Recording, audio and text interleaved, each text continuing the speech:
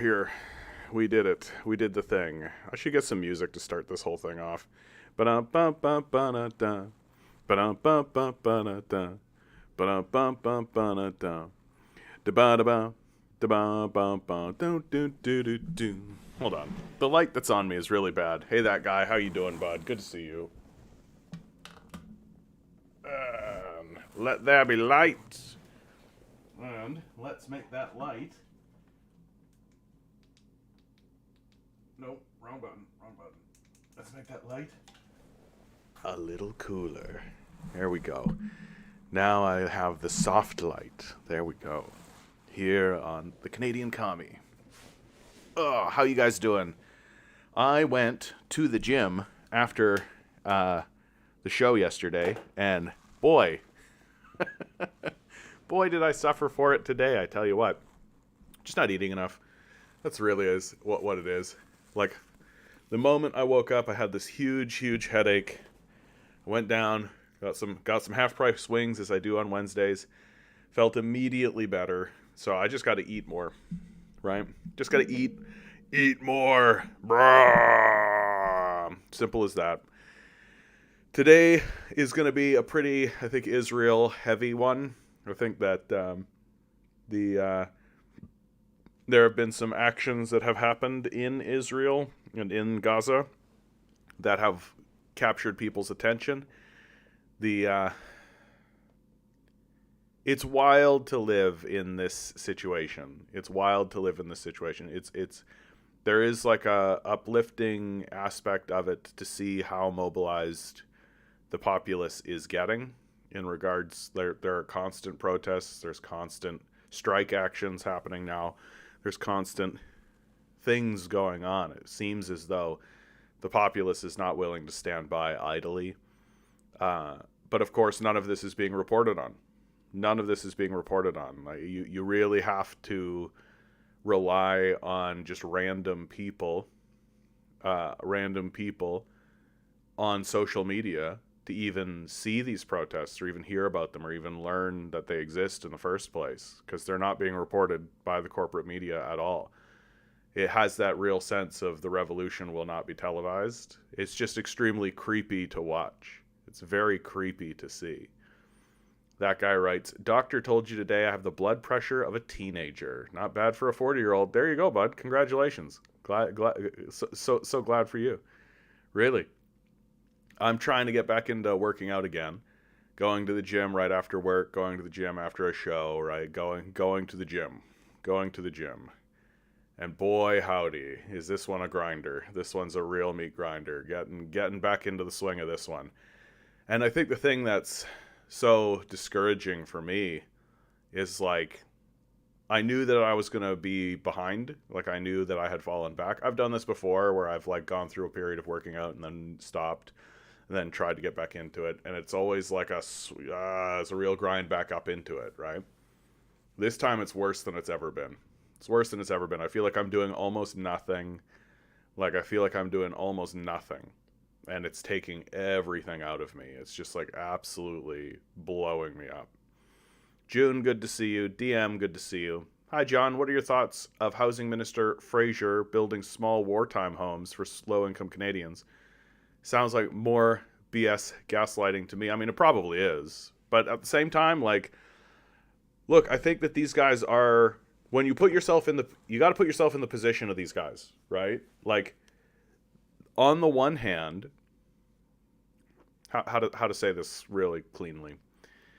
Like, I really noticed this with growing up around conservatives in my hometown, right? And the conservative ethos, I think, really does have this kind of paradox built within it, which is that how do you be a good person? How do you be a good Christian? And how do you be a good capitalist? And those three forces kind of pull at the conservative ethos. That as much as we tend to demonize conservatives, right? They're still human beings that are still doing stuff. And they still look at the situation and they still think, okay, something's got to be done. But they're not willing to confront the system of capital, right? And the issue is the system of capital. And so they're just doing things in the hopes that it'll work. Or they'll do like have like little minor concessions or do little desperate things. But in the end, like, explain to me how these will end up being anything other than like little prison cells or little pods, right? Like, I mean, that seems to be what the result is going to be. Let's take all the homeless and put them in little pods in a very specific location. Oh no, certainly we're not going to build a wall around that. We're definitely not going to build like a little prison cell around that. No, that's definitely not going to happen, right? We're definitely not going to have cops that like walk throughout this and police it, right? We're definitely not going to turn this into a prison complex. For sure, that's definitely not what we're going to do, right? Absolutely not. It's not going to turn into like a little refugee camp, right? Like, that's not what's going to happen, right? Uh, that guy writes, just got to get over that 3-day hump. You'll be good to go. I'm past the 3-day hump. I think I'm just relearning things, right? Like, one of the things that I really thought I had learned last time was you just got to eat. You got to eat so much. Like, and I just forget how much you actually have to eat when you're actually working out. Like, the last time I was like in the real swing, like I was out east, I was doing beekeeping while simultaneously doing like major like hour long like significant workouts. Uh and I was just eating so much that I felt gross about it. I felt like I felt gluttonous is how it felt. But if I didn't do it, I just would be like completely bombed. I would just not be able to function. And so I just got to kind of get over that and just accept that, like, okay, bud, like, if you're going to do this workout thing, you got to eat. Like, you just got to eat like 3 times as much as I'm used to eating. It's just the truth. It's just there's no other way to do it. And I don't like that. As somebody who is like, I consider myself a minimalist. I consider myself a person. I'm trying to create a life for myself where I pollute the smallest amount possible, where I contribute the least to the issues that are at hand. The idea that I'm now going to turn around and increase my consumption, right? Increase my consumption. Uh, uh, it kind of hurts me, right? It hurts me. But at the same time, like, I want to be physically fit. I want to be physically strong. I want to be able to participate in activities that require physical strength, and I want to be alive in the world while I'm here. And it's just not going to happen unless I eat more. So really, I think I just got to find clean, easy, good ways to increase my food consumption while simultaneously not feeling like a total shitbag about it. Because that's the truth, right? We live in this sort of world where everything is a disaster. Like, there's no such thing as like a clean system anymore. Eat burger, drink oil. Exactly, June. June nailed it. Eat burger, drink oil. You big grocery rebate packed climate change refund bucket beer. Die poor's policy. Oh yeah. Just eat lots of tofu, refried beans, and lentils. Yeah, lentils are a good way to do it. Just want to try to eat 1,700 calories a day and see what happens. Got a volume eat on veggies. Lentils are the secret. Like, that's really the truth. Like, lentils are like a little miracle food that just are packed with protein. Even the most hardcore, like, eat your meat groups of people who are serious about working out and like getting swole will be like, no, lentils. Like, lentils are the way to do it. And eat more bacon at Denny's. Yeah, I'll get right on that. So I think I just got to get more serious about making my own like lentil chilies and things like this, and really, because like if I rely on other sources, I'm gonna end up spending like $1,000 a month on food if I do this. Whereas something like lentils is a good way to go. The cheesiest of cakes writes, I like the photo. Yeah. Yeah. Sick burn on Taylor Swift and people who like Taylor Swift. Uh, uh, Imagine believing that Taylor Swift might be the first ethical billionaire. Like, just wah. All right. Let's get into the show. Let's get into the show for real. 1/5 of troop fatalities in Gaza due to friendly fire or accidents, the IDF reports. Oh, we have the cheesiest of cakes coming out the gate with the newbie questions. Asked very very friendly, I have to say. I like it when people come in and they're like, I have a friendly question to ask you, friend. Why am I a communist? Or in what way do you think it would work? I'm personally a socialist, just curious. Well, the communists view socialism as the path towards communism, right? That socialism is not a goal in and of itself, that it doesn't have an end point. That communism is the end point.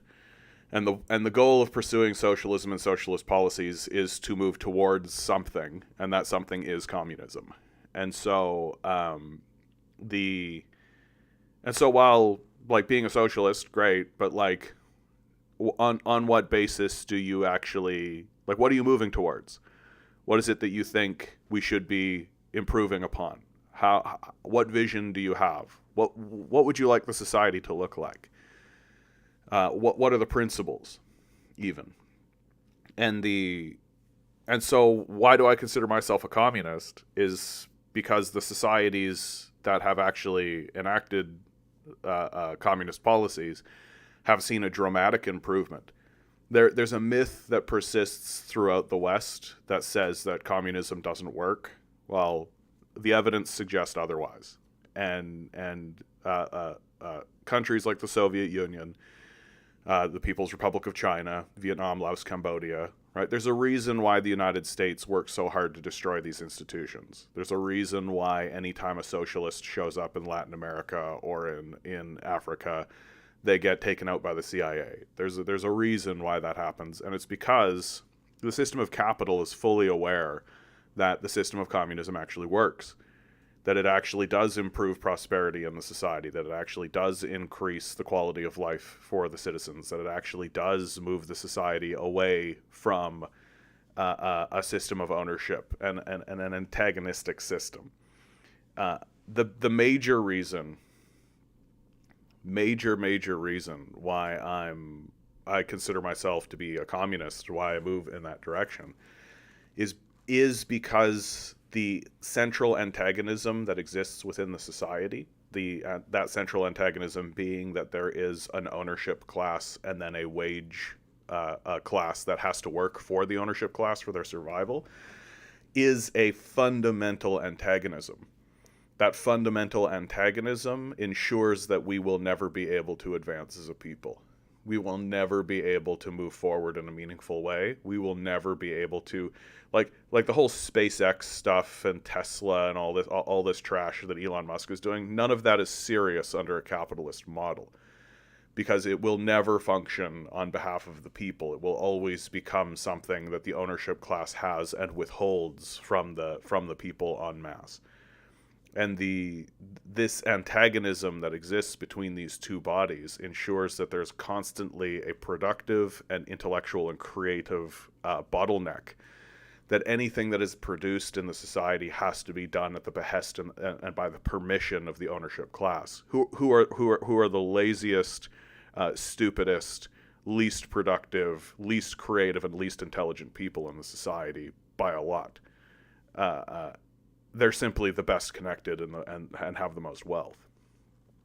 And so by getting rid of this bottleneck, getting rid of this antagonistic relationship that is fundamental, that baked into the fabric of the society, by aligning everyone so that instead of looking at each other and being at odds with each other, we are looking forward towards a goal that we are all pursuing together collectively,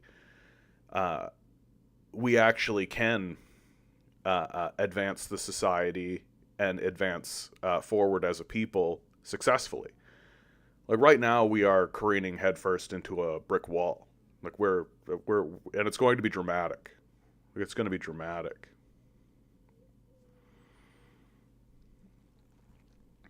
The cheesiest of cakes writes, I will be very honest with you, I do personally disagree specifically because in the countries you started, communism does work technically because you can't really argue against it, specifically in China.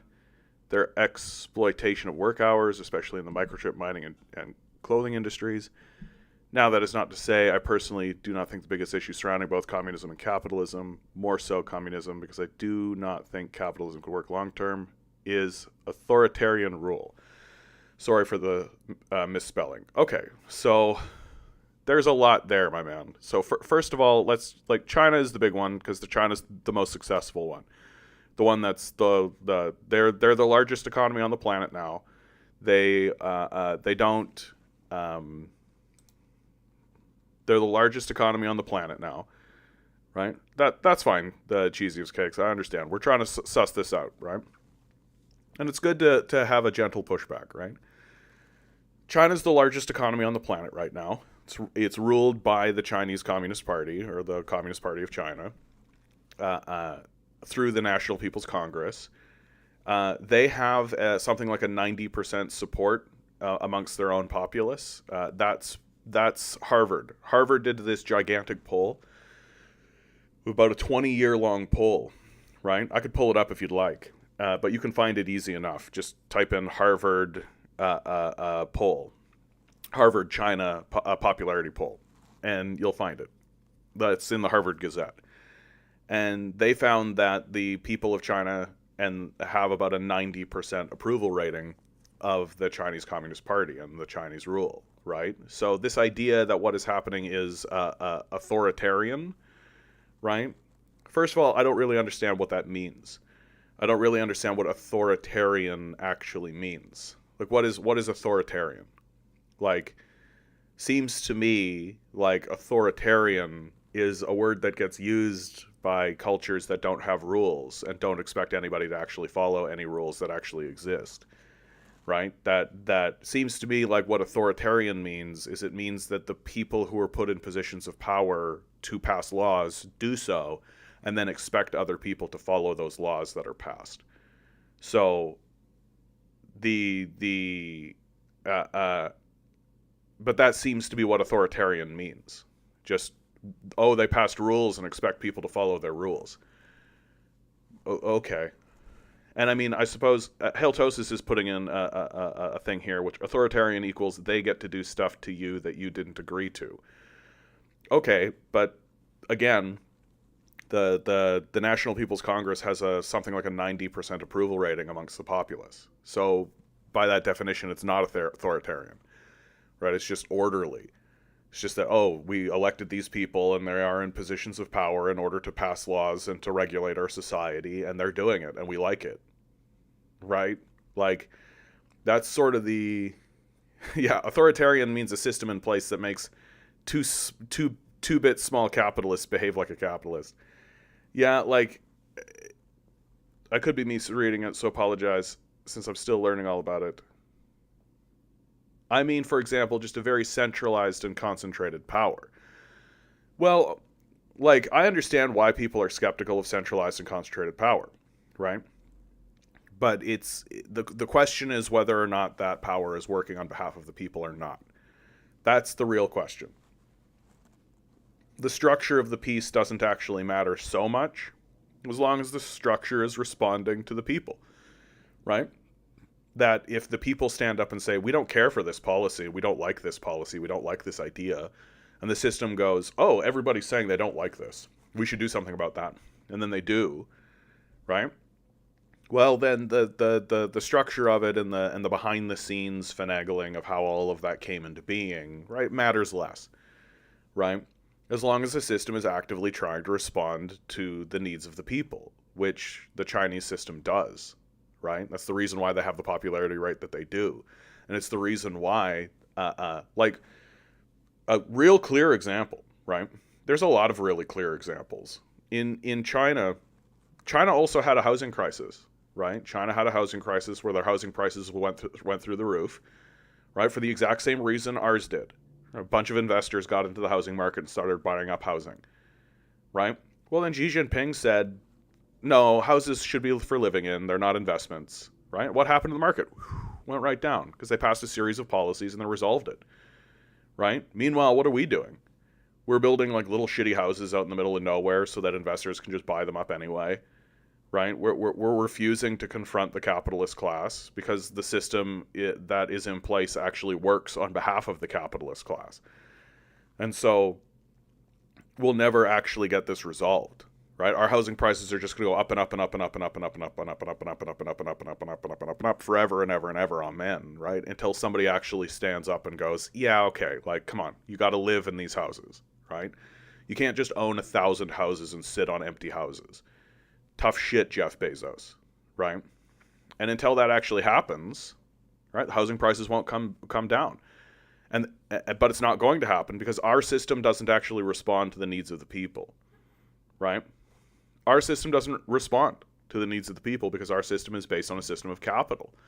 Our system responds to the capitalists, which is the central antagonism I'm talking about.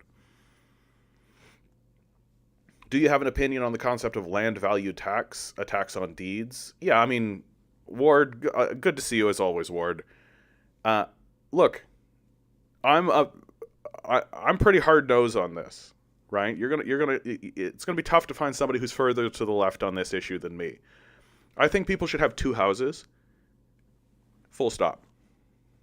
Like, you've got a house to live in, and then you've got your little cottage in the woods or whatever other little property you want to have. Fantastic, sure. We'll let that happen. Oh, you want a third property? Yeah, that'll be a $10 million tax. Sorry, like $100 billion tax. It'll be a 6,000 trillion, bagrillion, $100 bajillion tax for that third property. You have $100 quadrillion for a third property? No? Then you don't get it. I'm pretty hardline with that. Like, the reason why we are having this problem, the reason why this problem exists in this society is because rich assholes are buying up 10th and 200th and 300th properties so they can sit on empty properties that are just sitting empty because they've decided to turn their liquid capital into their liquid currency, right, their dollars, into hard assets. And they use those hard assets as a currency. Right? Housing. And as long as the housing market goes up and up and up and up and up, they're completely incentivized to do so.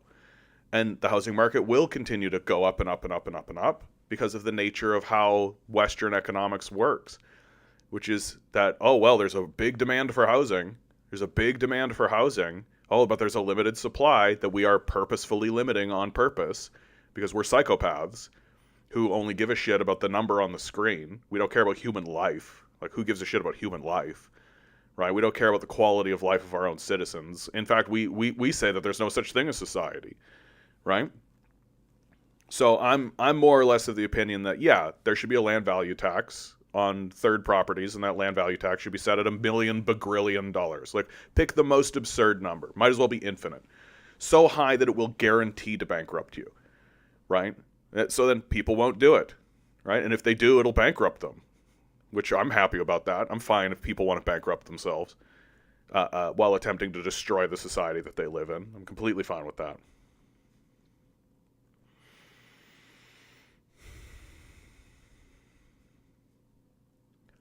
The thing with the CCP approval rating is who did they survey? I mean, now you're just raising into question like the institution of Harvard, right? Like that's a tough road for me to follow you down, man. Like, if you can't believe this poll, then there's literally no data. Like, that's the thing when you get into this conversation, right? Like, if you want to say, well, I question that poll. Okay, well, what data do you have? Right? Then the ball's in your court. I've produced the data.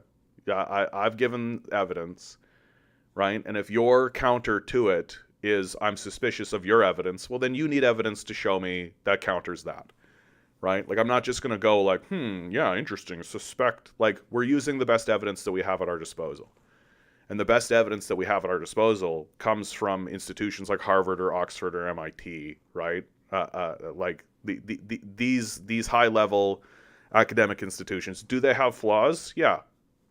Of course. They're full of humans. There's a lot of human kind of stuff. But you simply can't just throw shade at the evidence. Without actually saying, okay, but this institution over here produced this evidence, right? So I'm going to run with the best evidence we have. And until you can actually produce evidence to the contrary, I just don't accept shade throwing. It's just not how I roll.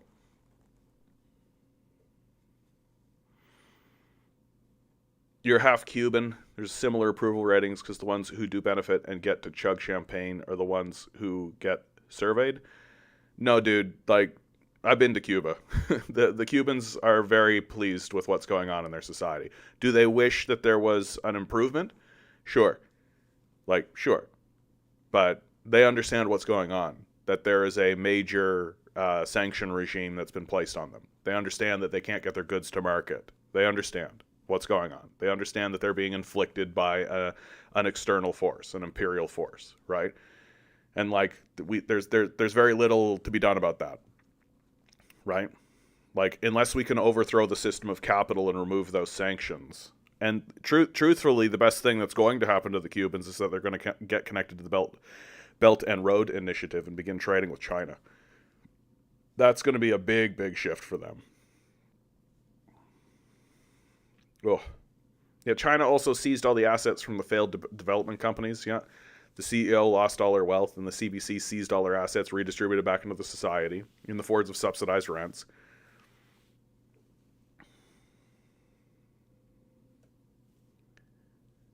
Ugh. I mean, like, it's okay to be skeptical. It's okay to be skeptical of evidence, and you should be, but there does come a point where you got to be like, okay, this is the best evidence we have, right? And it's especially true if you just have no contradictory evidence.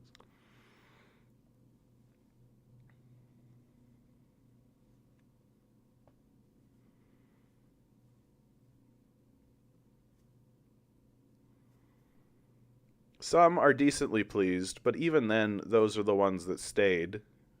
We had parades. I didn't participate in them because it's disrespectful when the leader died. Yeah, dude, like, my man, like, I don't want to go down. I don't want to ball on you too hard here, okay? But like, if you're telling me that you're of Cuban descent, are you in Miami, right? Like, are you straight up one of these guys who had like family that owned plantations under the Batista regime? Cuz like like I'm tough shit, dude. Like, tough shit. Sorry your family doesn't own slaves anymore. Like, really. Like, tough. Like, I understand that things were probably better for your family when they owned slaves. I get it. But, tough shit.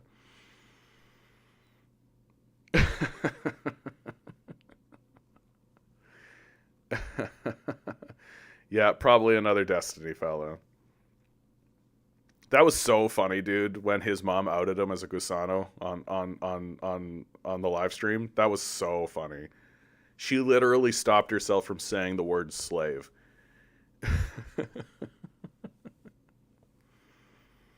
Ward asks, how does Belt and Road intersect with the concept of cryptocurrency and its popularity? I think that the communist countries and the Belt and Road nations are very skeptical of cryptocurrency generally.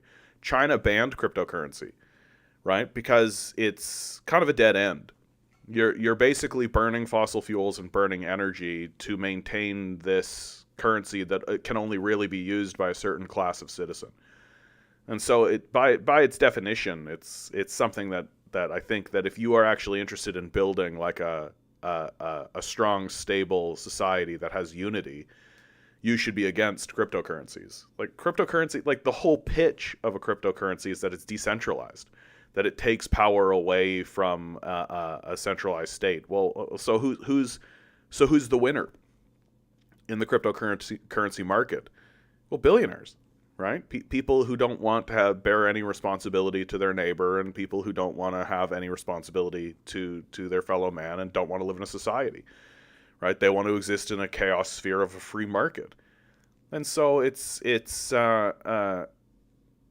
so most of these Belt and Road places, like, and it looks like cryptocurrency across the board generally, except in the West, is being banned and removed because they really look at it with a great deal of skepticism, as they should. Like literally, you're burning fossil fuels to maintain a system of funny money, like straight up based off of Magic the Gathering cards. Like, and that said, there is the digitization of currencies that is occurring, which I don't think is going to last. I just don't think it's going to last. I think that the digitization of currencies is a brain fart, a brain wave idea that like techno nerds, including the techno nerds of China, are like, oh, it's so cool. We could digitize our currency, and that means this, that, and the other thing, all that kind of stuff. I just don't think it's going to last. I just think people are going to realize pretty quickly that it's fraught with its own peril.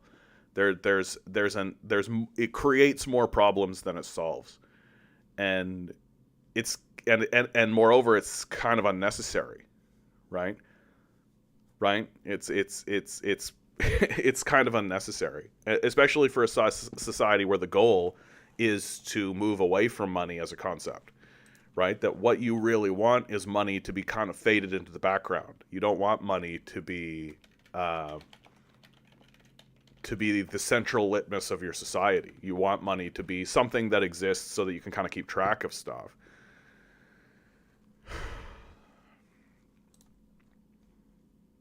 Here's your capitalist innovation, guys. Here's your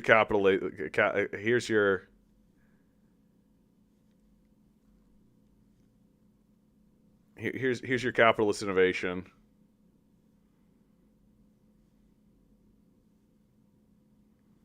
I knew crypto would come up. BTC is a harder asset than real estate. It's just the kind of, like, it's not connected to anything. It's not real. Like, but I mean, that's money. Like, money's not real. Do you know who blew the Nord Stream pipelines? I mean, we did. Like, come on. Like, who else would have? Right? It's not in Europe's interest to blow the Nord Stream pipeline. It's not in Russia's interest to do it. Yeah, Ukraine didn't have the capacity to do it. Right? It's like, obviously America did it. Because America's dumb. Like, it's not a very intelligent place.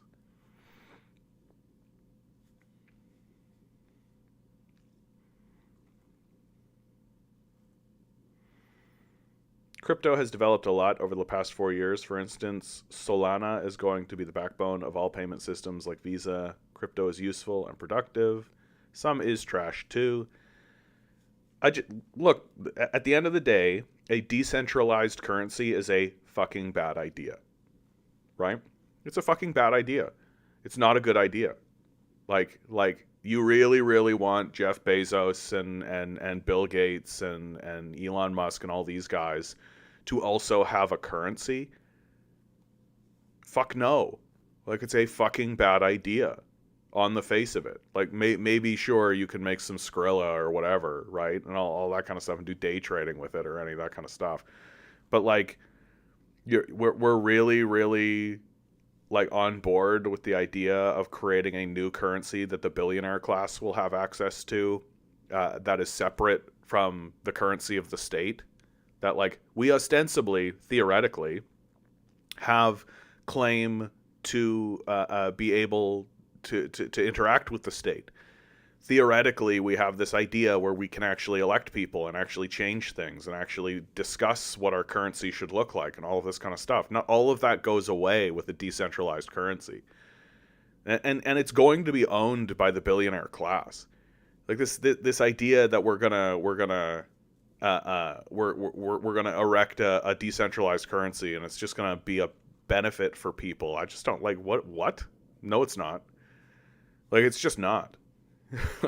like it's bad enough the way that we have the way that the structure works in the American state system. Now you're gonna remove the element of electoral politics entirely and basically just say, yeah, Elon Musk owns it.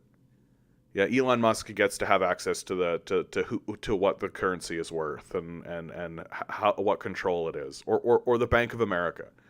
And there's just literally no connection to any idea whatsoever anywhere that says, oh, we should be able to interact with this through policy.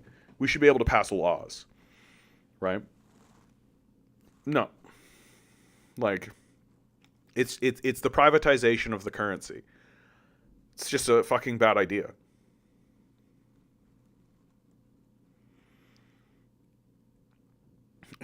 Crypto will never replace traditional money. Its premise relies on people needing to pump money into crypto, which then inflates the asset price, and early investors always get rewarded the most. Yeah, baked potato, I think you're describing a Ponzi scheme. Yeah.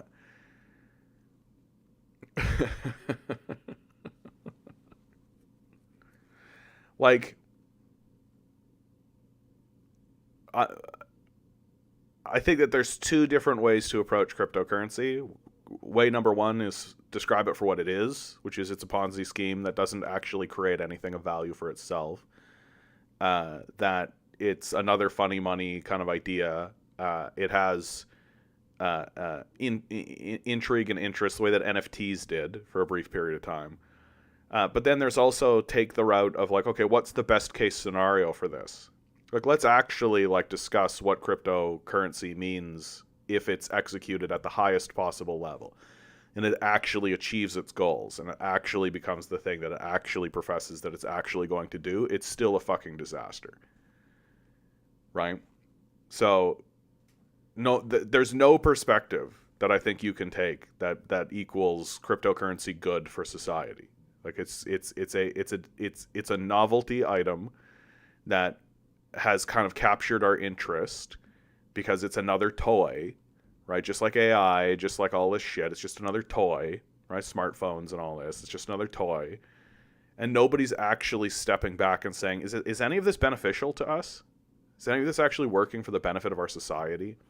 Is anything actually happening to actually make things better at all? Like, look how much energy we're putting into Elon Musk's Tesla bullshit. Look how much energy we're putting in so that we can have, like, cars that drive themselves, right? Because we just get captured by, like, Tonka toys and shit like this. Right? We've got homeless people sleeping on the street. We've got a system that withholds food and shelter from everybody in exchange for forced labor. Like, and we're walking around being like, man, we're super advanced people because Elon Musk shoots a rocket in space that blows up every time. And then they call it a success. That's my favorite part. Is that they shoot the rocket into space or at space, it blows up, and everybody calls it a success.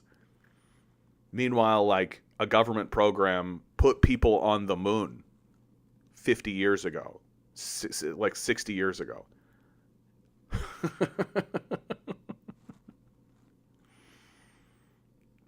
Crypto is a crazy version of decentralized democracy. I think it's worth really pondering, but it's not a democratic system, right?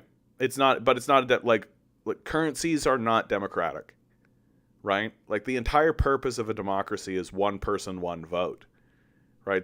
And everybody has equal power within that system. That's in its truest form, in its truest ideal, and its truest idea of what a democracy actually is. That's what it is. That everybody gets together and votes on ideas, right? That we all have discussion and we all have input and we all put something in and we all vote, and one person has one vote. So it doesn't matter if you're a 100 billionaire. It doesn't matter if you're a homeless man living on the street. You have a vote, right? And your vote are equal, and there's equality within the system in that regard. Currencies can never have that, and there's no such thing as democracy within a currency, because you have a guy that has $100 billion and you have a guy that lives on the street. And if policies are going to be passed and if ideas are going to be spread into the society based on who has the most dollars, then your system can't possibly be democratic. It's the antithesis of democracy.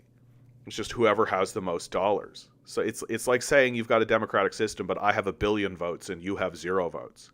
Democratic.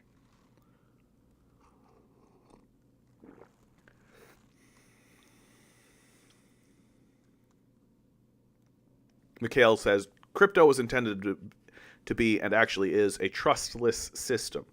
It was an attempt to prove we can have an economic system based on doing away with the need for trust itself. I understand that. There's a whole blockchain idea, right, where every transaction is written down, so everybody can see everything all the time. But it's just, so what? Like, they'll just do the crime in front of you. Like, that's all. They'll just make the trade in front of you, and they'll put it on the blockchain, and everybody will look at it and be like, "Oh, you delivered $100 million of weapons to a genocide. It's on the blockchain," and they'll be like, "Yep, sure did." That'll be the end of that. Like the and really, like, I don't know why the power structure would be interested in that concept. The number one form of theft in the society is wage theft, right? The number one form of theft in this society is wage theft. Corporations steal wages from their employees, and it's not close, right? It's not close at all. And we know that that happens, right? Wage theft, number one form of theft. And like, so if it's on a blockchain, I guess we'll all just get to see who's doing it all the time, but it's not going to matter, right? Is this the one that has the, no, this isn't the one that has the really nice clean graph. There's a really good, like, there's a really good, like, clean, easy graph that just shows this as plainly as possible. I can't seem to find it. Like $50 billion wage theft costs, right? And of course they take $50 billion and then they pay $1 billion in fines. Like, and the big reason why wage theft is such a appealing thing for these guys to do is that there's no penalty for it. The penalty for getting caught, committing wage theft is to pay the wage. That's it. There's no jail, right? There's no real fine associated to it. This is the one. This right here. Like, this is so obviously, like, all of these blue things are wage theft, other types of theft, larceny, burglary, auto theft, robbery, right? Like, wage theft is overwhelmingly the number one form of theft. And they'll just do it in front of us, right? Like, it doesn't matter. Like, that's my big thing about this. Like, they keep pounding on this, like, oh, well, there can be no malfeasance and everything will be done above board and everybody will be able to see everything 100%. It's a completely trustless system. So what? They'll just do it anyway, right? And it'll be on the blockchain and everybody will see it and you'll be able to point at it and be like, but we have it. Like, you did it. Here's the theft. You can see it. And they'll be like, yeah. Right? Oh, okay. It'll cost you $100 million to legislate against us because we'll just throw lawyers at it and we'll put that on the blockchain too. Right? It's not like all of this is secret. Like, it's not like this is all happening behind closed doors. Just nobody gives a fuck. That it's that there's no what's called political will, right? And near as I can tell, what political will means is that there's no billionaires bribing politicians in order to get anything done about it. And so again, I'm just like, I just don't see what's the positive for us. How does cryptocurrency equal a positive for us? To me, it looks like an enormous waste of resources. It looks like an enormous waste of time. It looks like a bunch of monkeys with guns being entranced by a shiny toy, as always, and caught in the kind of novelty of the idea of a cryptocurrency, when my position is that the goal should be that money fades out of importance, that money becomes something that the populace thinks less about, that it exists in a way so that a small group of people can kind of make sure that everything is kind of being balanced in the society and everything looks okay. But the idea that people should be concerned about their bank accounts or concerned about their rent or concerned about the day-to-day passing of money exchange between hands, like, that should fade out of our consciousness and fade out of our reality, right? That money should become something that people don't really consider, right? Like, that it becomes like a specialized field in which a small group of people just make sure that we're not going off the rails in a specific direction. Like, it's like cryptocurrency is like this admission that what we should do is hyper individualize the currency, create a system of trustlessness so that everything's on this blockchain, even though everybody will continue to commit crime in front of everybody because they're doing it now. And the billionaires will just own the currency. Like, and that's good. I just don't see it. I just don't see how that's a positive for anybody. Like, it's bad enough that they own the assets. Now you also want them to own the currency. Like, Santora, good to see you.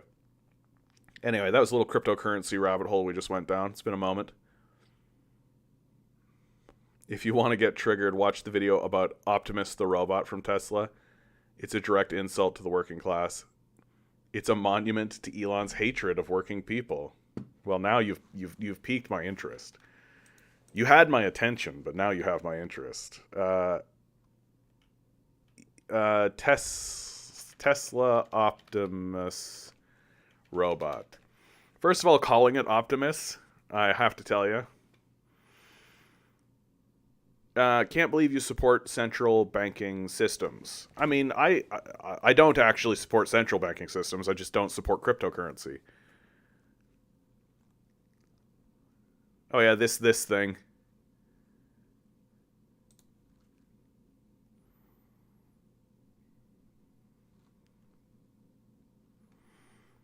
Tesla has unveiled the latest version of his Optimus robot, demonstrating new hands that allow it to perform delicate tasks.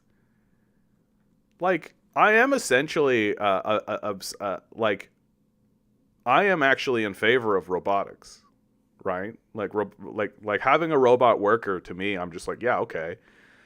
The question is, who owns the robot worker, right? Who owns the robot worker? Who has control of the robot worker? Who gets to say what the robot worker does, right? What's the system by which the robot worker exists within the society, right? Because if it's this system that we live in now, it's going to result in mass poverty, right? It's going to result in mass homelessness and mass poverty. Yeah, Ward, let me just be real clear. Like, I actually support, like, the dissolution of money as a concept in our society. Like, that's what I support. That, like, money just becomes, like, it's there, but nobody cares.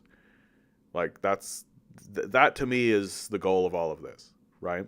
Is that, and it's not that I support a centralized banking system. It's just I see cryptocurrencies as a step in the wrong direction, right? It's creating a different form of centralization that it removes from the equation even the idea of an electoral system whatsoever. That you're not actually allowed to sit down and have a conversation about the currency. That it's just the owners of the currency that are permitted to have the conversation about what happens in the currency. And so it's just a capitulation to the billionaire class completely.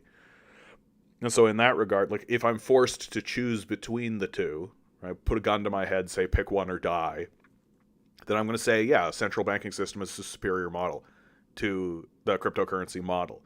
Because at least theoretically, on paper, in theory, people have electoral power and can vote and put people in power to fight to make decisions in regards to the currency in a central banking system.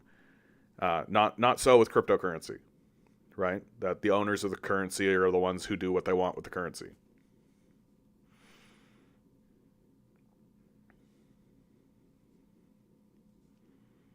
Aren't we just a few short years away from quantum computing? Makes the blockchain obsolete.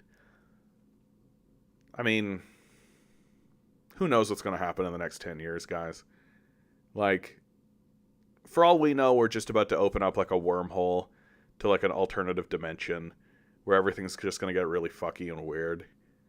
Like, I'm kind of here for it. It can't be worse than what we're doing now. Right? It can't be worse than what we're doing now with this dumb shit nonsense.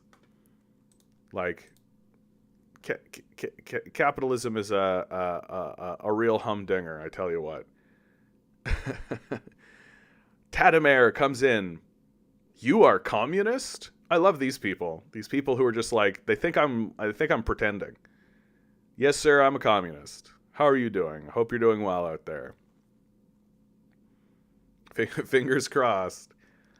Like, what's going on right now in Gaza?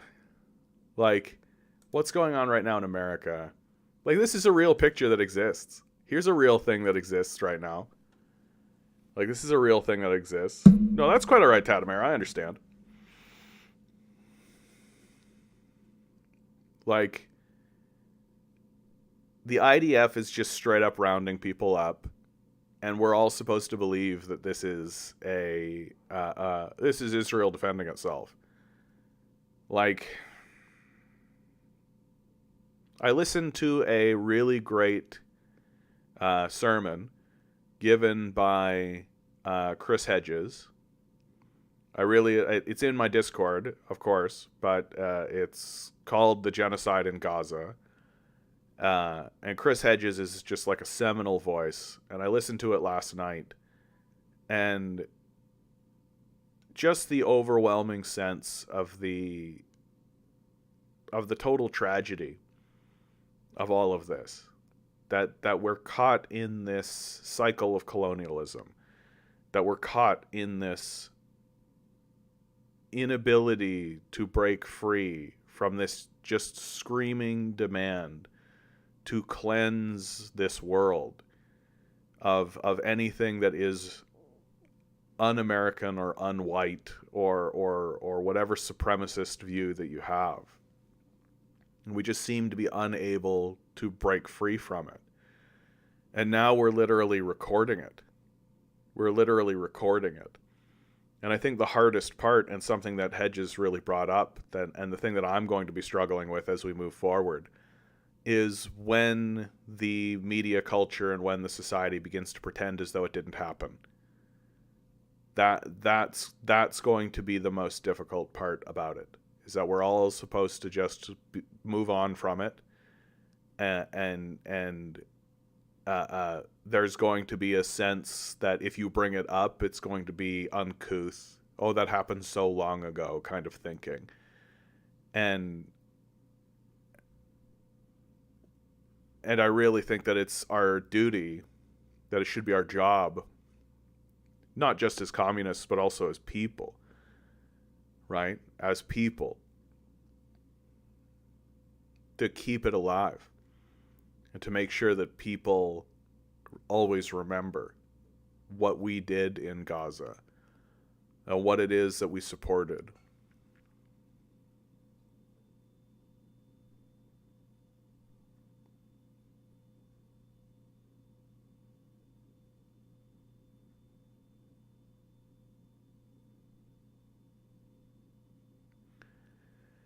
Because it seems so senseless to me, you know. That's the thing about it. It just seems all so senseless. Like, what are we gaining here? What did we gain here? What will we gain? What goal did we achieve? What have we earned for ourselves? And actions like this, what it's going to do, and what it already has done, is it's turning the West into a pariah state. That the entire rest of the world is looking at us, and they understand that what we do in Gaza, we will do at home. That the way that we have treated the Palestinians, we will treat people in America. We already see the erection of Cop City. We already see the IDF is training police forces. We already see all of these things.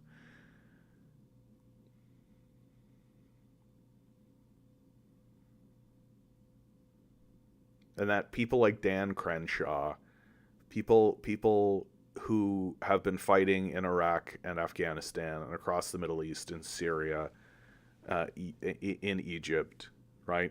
Fighting for quote-unquote American freedom, are going to come home and they're going to spread that version of freedom into their own societies.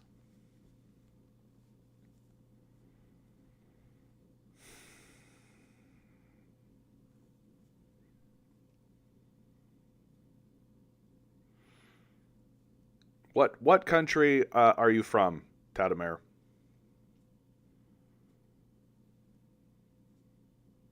Tadamir writes, I hope this is not one of them. I do not like communism. It hurt my country greatly. But I'm very glad to see many communists stand up for those in Gaza. Romania. Well, I mean, I'm not a post-communist, Tadamir. Like, I believe in communism, right? And it seems to me Well, let's take a quick look. Let's take a quick look. Hold on one second. I love this. I do think that Romania is one of those places. I'll admit to you firsthand, my man. I don't have like a big long history of I don't have a big long history of Romania. You know what I mean? Like, and I won't lie to you. Romania isn't exactly the litmus point by which my position pivots. Oh, where is it? Why am I blanking on this? I gotta organize this, guys. I gotta organize this. Uh, there it is. I feel exhausted, you know? Like, it's all very tiring. Now I get to play the game of where's Romania? Is that Romania? This is Slovakia. That's Hungary, if I'm not mistaken. Let's just do it. Let's just do it. No, you're right. You're right. No, we'll get it worked out, bud. Hold on. Romania. Underneath Ukraine. I was in the right territory is the thing. Oh, it was what I said was Hungary is Romania. My bad. 45%. Yeah. So you're in the majority in terms of the opinion of what's going on in Romania. And I mean, I also feel like, given the history, right? Like, it seems to me like the border of the Soviet Union, like, was right in about here. I'm so fucking tired. I'm completely blanking on a lot of shit right now. Seems to me like Romania probably underwent a lot of strife. Put it that way. Like, Poland underwent quite a bit of strife during the World War II period, and it's likely there wasn't an awful lot of effort put into reconstruction. Difficulty, just lots of fighting, lots of pushing and pulling, political upheaval, political difficulty. I think that during the World War II period and post World War II, Romania was probably the butt of a lot of difficult times, and likely didn't receive an enormous amount of support from the Soviet Union, given its position as like a satellite province, right? Yeah, got hit by the Nazis, also the Allies. Yeah, I suspect you did, right? And then on top of all of that, Romania was not part of the USSR. See, this is what I'm talking about, bud. I don't know that much about Romania. So I'm learning something. I'm going to learn from you today. This is going to be good. Here, let's just do it. Romania Wikipedia. Oh, see, there's your problem, Tadamir. Right? You were allied with the Nazis at first, and then they betrayed you. Right? Your problem is that you guys weren't with the commies. You should have been with the commies the whole time. There's your problem.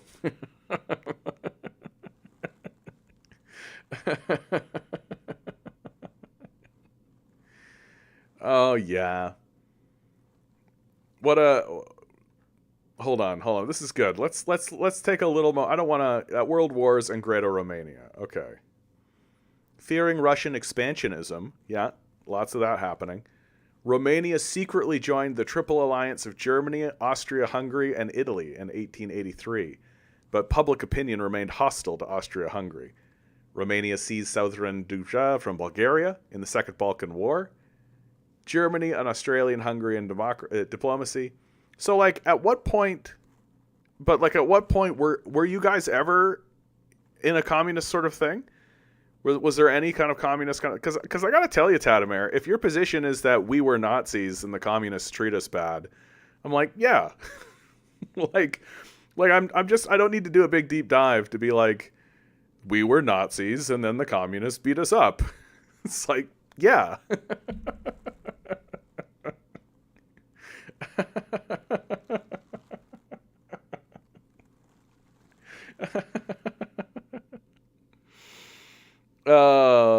Nikolay. Oh, communism. There's a whole section here. Communism.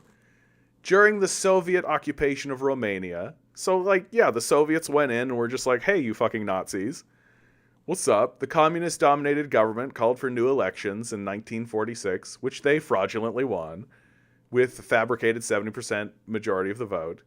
Yeah, I mean, they're basically saying, yeah, we're here, we're in power, fuck you Nazis.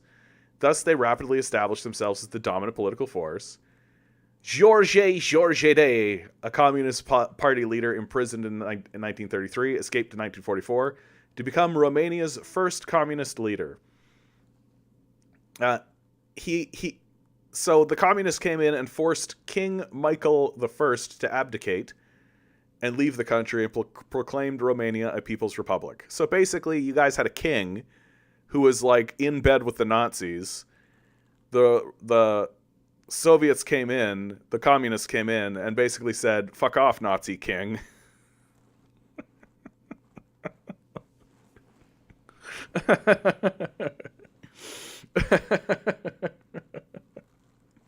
Romania remained under the direct military occupation and economic control of the USSR until the late 1950s. During this period, Romania's vast natural resources were drained continuously by mixed Soviet-Romanian companies set up for unilateral exploitive purposes. I suspect that is actually true. Like, I don't even think I need to look too deeply into these sources. Right? Yeah. I mean, like, it makes sense to me that the Soviets would go into like a monarchical Nazi state and basically say, get fucked. Like, get totally fucked. Is that good? No, I don't think that that's good. But I definitely understand why it would happen. Right?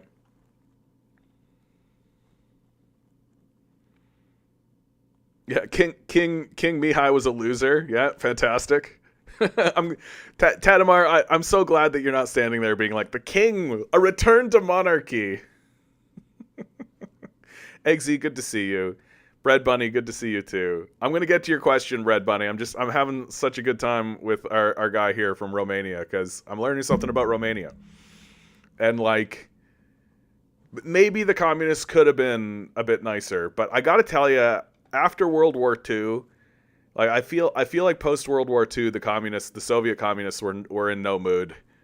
I really think that that's what it comes down to. Like, the Soviet communists are just like, oh, you were with the Nazis? Go fuck yourself. I think that's probably their opinion across the board. And it's tough for me to be like, I mean, should they have been nicer? Probably, but like, yeah. In 1948, the state began to nationalize private firms and to collectivize agriculture. Until the early 1960s, the government severely curtailed political liberties and vigorously suppressed any dissent with the help of the Securitate. Yeah, they're probably just like, please don't be Nazis again.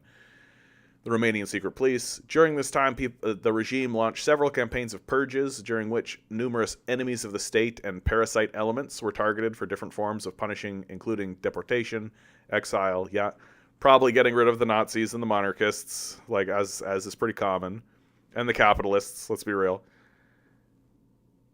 Nevertheless, anti-communist resistance was one of the most long-lasting and strongest in the Eastern Bloc. Yeah, I'm sure there were a lot of Nazis being like, we don't like these communists. A 2006 commission estimated the number of direct victims of the communist repression at 2 million people. Oh, that's a little bit under the 25 million that the Nazis killed.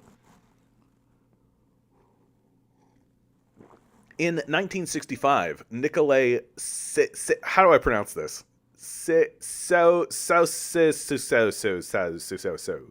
Nicolae Ceausescu.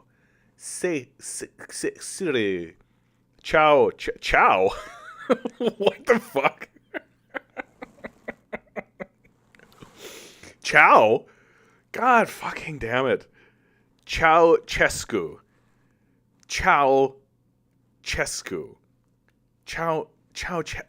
This is Ceausescu. Nicolae Ceausescu. Fantastic. Fucking God. Came to power, started to conduct the country's foreign policy more independently from the Soviet Union. Thus, communist Romania was the only Warsaw Pact country which refused to participate in the Soviet-led 1968 invasion of Czechoslovakia. Ceausescu even publicly condemned the action as a big mistake and a serious danger to peace in Europe and the fate of communism in the world. It was the only communist state to maintain diplomatic relationships with Israel after 1967's Six-Day War, and established diplomatic relations with West Germany the same year. At the same time, close ties with Arab countries and the Palestinian Liberation Organization, PLO, allowed Romania to play a key role in the Israel, Egypt, and Israel-PLO peace talks. As Romania's foreign debt increased sharply, the influence of international financial institutions such as the International Monetary Fund and the World Bank grew gradually, conflicting with Ceausescu's autocratic rule. He eventually initiated a policy of total reimbursement of the foreign debt by imposing austerity steps that impoverished the population and exhausted the economy. So it fucking looks like this guy went straight neoliberalism. The process succeeded in repaying all of Romania's foreign government debt in 1989. At the same time, Ceausescu greatly extended the authority of the Securitate secret police, imposed a severe cult of personality, which led to a dramatic decrease in the dictator's popularity, and culminated in his overthrow in the violent Romanian Revolution in December 1989, in which thousands were killed or injured. After a trial, Ceausescu and his wife were executed by firing squad at a military base outside Bucharest on the 25th of December 1989. The charges of which they were executed were, among others, genocide by starvation. It's wild to think that this happened in 1989, my man. Like 1989, that's like, I'm 6. I'm like a 6-year-old me, and this shit's happening in Romania. That's wild. So, and now it's just like fucking Romania just trying to figure its shit out, right? 2009, the country was bailed out by the International Monetary Fund. So you work for the International Monetary Fund. That's what's going on, right? You're not going to recover from that. Yet corruption has been a major issue. No shit.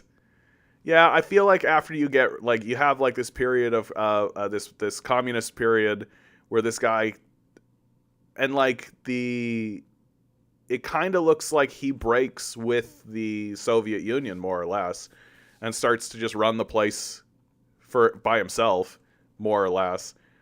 And the whole project of communism in the Soviet Union falls apart not shortly thereafter. And so the whole thing, and now it's just like a clusterfuck, right?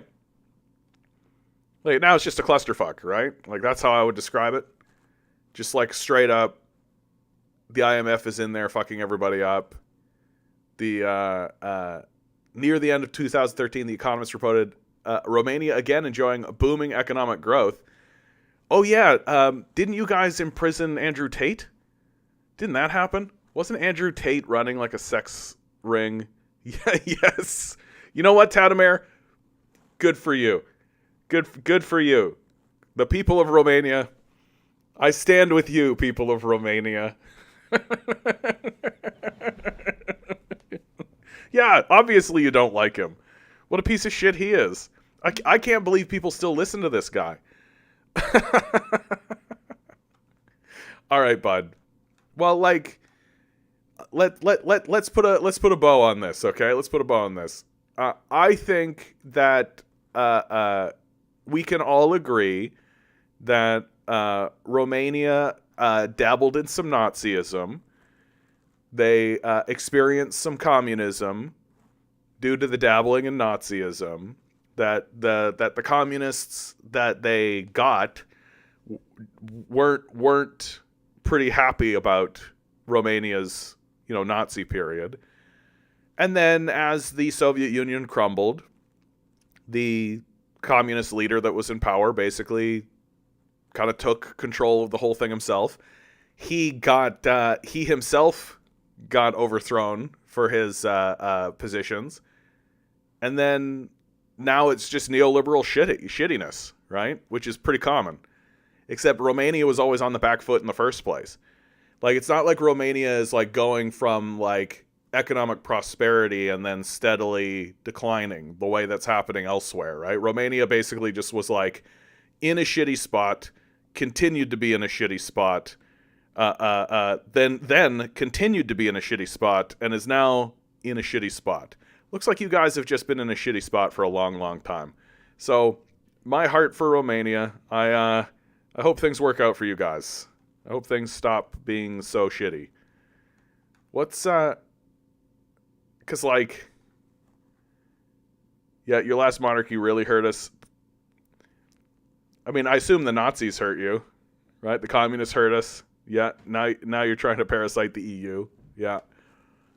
Godspeed, Romanian. As long as you keep incarcerating Andrew Tate, I'm a big fan. That was great. I really needed that, man. I really needed a deep dive into Romanian politics. Didn't even go that deep. We could have gone deeper, but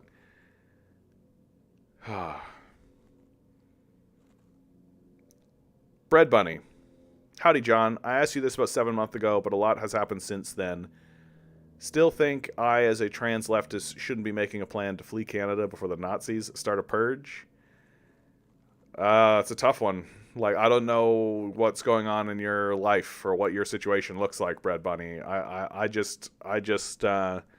am concerned for trans people generally. I'll put it this way, though.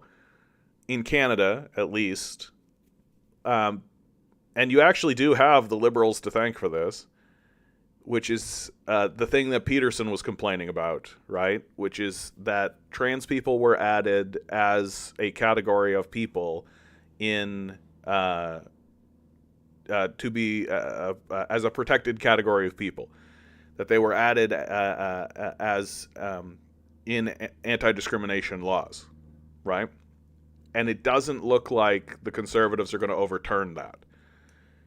And culturally, I think the pivot towards conservatism in Canada is going to be harder for trans people. There's going to be like a larger willingness amongst conservative-minded people and Nazis to take an anti-trans posture and to act like dillholes, right? Just culturally. But legally, and in terms of the legal framework, it seems less likely that there's going to be a general purge in Canada. That it doesn't look like the Poilievre government is even posturing itself or even moving in any significant way. If they are, I haven't seen the documentation for it. I haven't seen the planning for it or even the discussion for it to overturn legislation that includes trans people as a protected class of citizen, right? Or as a not a protected class of citizen, but as a as part of, as being acknowledged within discrimination laws, right? Like that's one of the things that Trudeau and that might actually be his big legacy in the end of everything, right? That might actually be the big thing that ends up carrying into the future, is that it was his government that included trans people in the list of peoples who you cannot, like, you can't fire someone for being trans, right? Just like you can't fire somebody for being black. Right. And so that's a law that exists in Canada. And when that law was passed, Jordan Peterson made a big fuss about it and became super famous and popular because they're gonna, if they fine me, I won't pay the fine, and if I go to jail, then I'll do a hunger strike, because he's just like a lunatic who just can't get over the idea that, like, a person who you previously called she, now you call he or they. That's my favorite, the they, them. How they're like, well, it's plural and it's so confusing. It's like not confusing at all. Like, it's the least confusing thing that exists in the world. That if you straight up, like, don't know the gender of a person, you default to they. And it is what people actually do. So, is transgenderism under attack in Canada? I think culturally it certainly is. But that's to be expected. Like, it's in America, it's more it is being done legally. There are laws that are being passed, and there are things that are happening legally across the United States that are much more serious. What about other leftists? Trudeau says communists are worse than Nazis. Yeah, dude. Like, but I was told that that Canada was a communist shithole by Joe Rogan. Joe Rogan said that Canada was a communist shithole, right? What are we talking about here? Like, again, I think that what's going to happen in Canada, yeah, first they came for the N-word, then they came for the transphobic slurs. I think the most likely thing that's actually going to happen in Canada in regards to all of this is a cultural, it's going to be primarily cultural. Like, Canada, in terms of like, unless we actually see like a legitimate challenge, unless we actually see like the Poilievre government do something legislatively, which is possible. It is actually possible that the Poilievre conservatives would come in and they would start removing all this woke stuff. We need to get rid of all the these discrimination laws and all this kind of stuff. It's completely possible. But I suspect they won't, because that's not actually, they don't actually care. Like, they care about getting voted in, and so they're going to say all this woke blah blah blah kind of stuff. But do they really want to spend a bunch of resources mounting a series of challenges? Having a whole bunch of Supreme Court challenges, having a whole bunch of charter challenges. Like, do they really want to spend the time and the energy doing that? Or would they just prefer to continue the policy of extraction and abandonment, right? So I think that they say a lot of shit so that they can garner support from the people who really believe it. But I just don't think they're actually going to do anything. Because to do something like meaningful, that would actually have like a meaningful impact meaningfully, like police kicking in your door kind of meaningful impact, it's just not their shtick. It's just not what they're in for, right? But that said, I think that culturally it is going to empower a lot of dimwits. It's going to make a lot of really dumb fucking morons feel really strong and powerful and smart. It's gonna make them feel more incentivized and more supported in their stupidity, right? That these guys are gonna watch their dumbass PragerU videos, and they're gonna watch their True North videos, and it's all gonna confirm their bias, and they're gonna be like, yeah, it's bad to be trans, and trans is bad. They're all pedophiles. Yeah, because they're dumbasses and they're too stupid to put two and two together. Not that they're actually interested in doing the math in the first place. So that's what'll be the most annoying part. We'll be dealing with these like assholes, right? Who are just going to be assholes, and they're just going to keep making their asshole art, and they're just going to keep making their asshole commentaries, and they're just going to keep acting like assholes. And so the job is for the rest of us to stand up and be like, oh, these guys are just dim-witted, short-sighted, moronic assholes who don't know anything, right? They're too stupid to figure out what's going on in front of their faces, and they're racists and white supremacists. And there's no other position to be taken. So we just have to keep pushing back culturally. It should they actually begin to push legislatively, should they actually begin to pass laws? Now that's a different conversation, right? That's a very different conversation, and that takes us down here in Canada. That takes us down a real dark path. One that doesn't have like, it's not so cut and dry in Canada. Like, they can't just stand up and be like, black people now no longer exist. Like, it's just not how it works. Like, we have like a Charter of Rights and Freedoms. We have like a whole system of legislative authority. There's an entire court system. Like, it's not so black and white. Like, it's not like in the United States where like some billionaire can just come in and buy a judge, You know, like there is like an entire structure, an entire system that is different from the American system. Like to become a Supreme Court justice in Canada, you have to like literally be a judge for like 20 years, and to become a judge you have to have been like a practicing lawyer for 20 years. So it's this like whole process to even get on the list. There's like this whole process, right?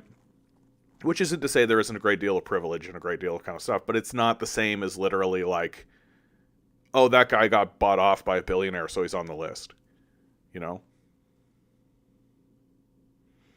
Yeah, you're not wrong about this, Bread Bunny. You read an article last week about police kicking in doors of anti-genocide protesters, but this is what I'm saying, is that it's not like there is recourse. It's not like that's happening and then there's this mass purge and like a firing squad. Right? It's not like the people who are arrested are currently in the bottom of a basement somewhere being tortured. It's not like they're like being rounded up and being put in the center of a square and it's being there's like a televised firing squad or something, right? So the act of arresting those people is illegitimate, but it's being pushed against. That there is something that is occurring. It's not happening. It's not happening quietly, right? Yeah, not yet anyway. Sure. But like I'm not trying to downplay, and I'm not trying to say that it's not dangerous, because it certainly is dangerous. Right? It's dangerous that it like the idea that some wealthy billionaire heiress who is literally funding a genocide in the Middle East can basically buy cops to send them to protesters' houses to kick in doors. Like, very concerning. Very, very, very concerning, right? But it's but there's been a response, and there is continuing to be a response to it. And the reason why I'm talking the way I'm talking is to kind of step people down from this idea that we are a full-blown Nazi state. Not quite. Not quite. That there are structures and there are systems. Whether or not those structures and those systems are actually going to respond, I think now is a good test, right? Now is a time for those systems to be tested, and they could fail. They absolutely could fail. But that's what I'm here for. I'm here to comment on that, and to keep us in the sphere of reality, to keep us thinking about these things realistically, to not get caught in a hysteria. That's my goal in all of this. That's certainly what has happened, and I think the what has happened here in Toronto with the Palestinian protesters is a really good one to bring up in the context of this conversation. Like, it's illegitimate. Absolutely. It's completely illegitimate. And the people who are experiencing that are taking the police force to court, and they'll probably win, right? And they'll probably win because it's so obviously illegitimate on the face of it. And if they are to take those forces to court and they are to win, then that's a pretty good indication that the system is functioning, right? That it's actually working. But if it ends up in failure, well, then that's a whole other ball of wax. So, I don't know if that helps. I don't know if any of that helps, what I just said. But all I know is that it's like I'm trying to keep things feet on the ground, what is real and what is not. And what is real is that event occurred. But what is also real is that there is a response to that event. And that we still have legislative authority. There are still things that we can do. And there are still people who are trying to fight the good fight in that regard. That it isn't as cut and dry. In terms of the larger systems in Canada. The electoral system we can have a big conversation about. Like, I've given up on the electoral system. I don't think the electoral system is capable of responding to the will of the people anymore. right? Which you can see that the electoral system is frustrated with the other systems that exist in Canada because it complains constantly about the legislative branch and the courts, right? They accuse the courts constantly of drawing legislation or doing any of this kind of stuff. And it's like, right, because the electoral system no longer functions. So if you have an electoral system that no longer functions on behalf of the people and a court system that does, yeah, of course, the legislative branch is going to complain about of course, the electoral branch is going to complain about the legislative branch, as the legislative branch actually operates to try to defend its own citizens. Like, so it's interesting what's happening in Canada in regards to the legal structure and the legal system. We're not at 0. No, we're certainly not at 100. Okay, I need to use the washroom, guys. I'll be right back. One moment.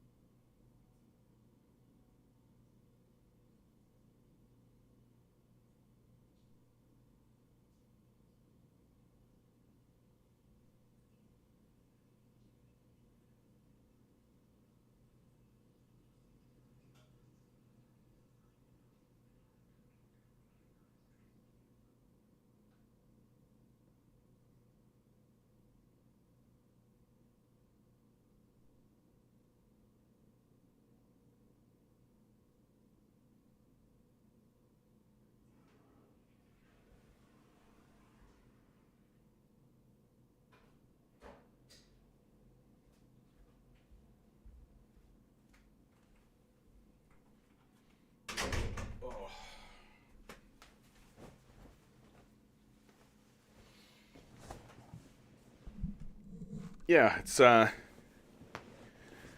messy. It's messy. What's going on? And it's going to continue looking messy, and it's going to continue being messy. And that it is actually completely possible that we see like a generalized collapse of the court system. That's possible. I don't think it is happening. Like, the Canadian court system is not the American court system.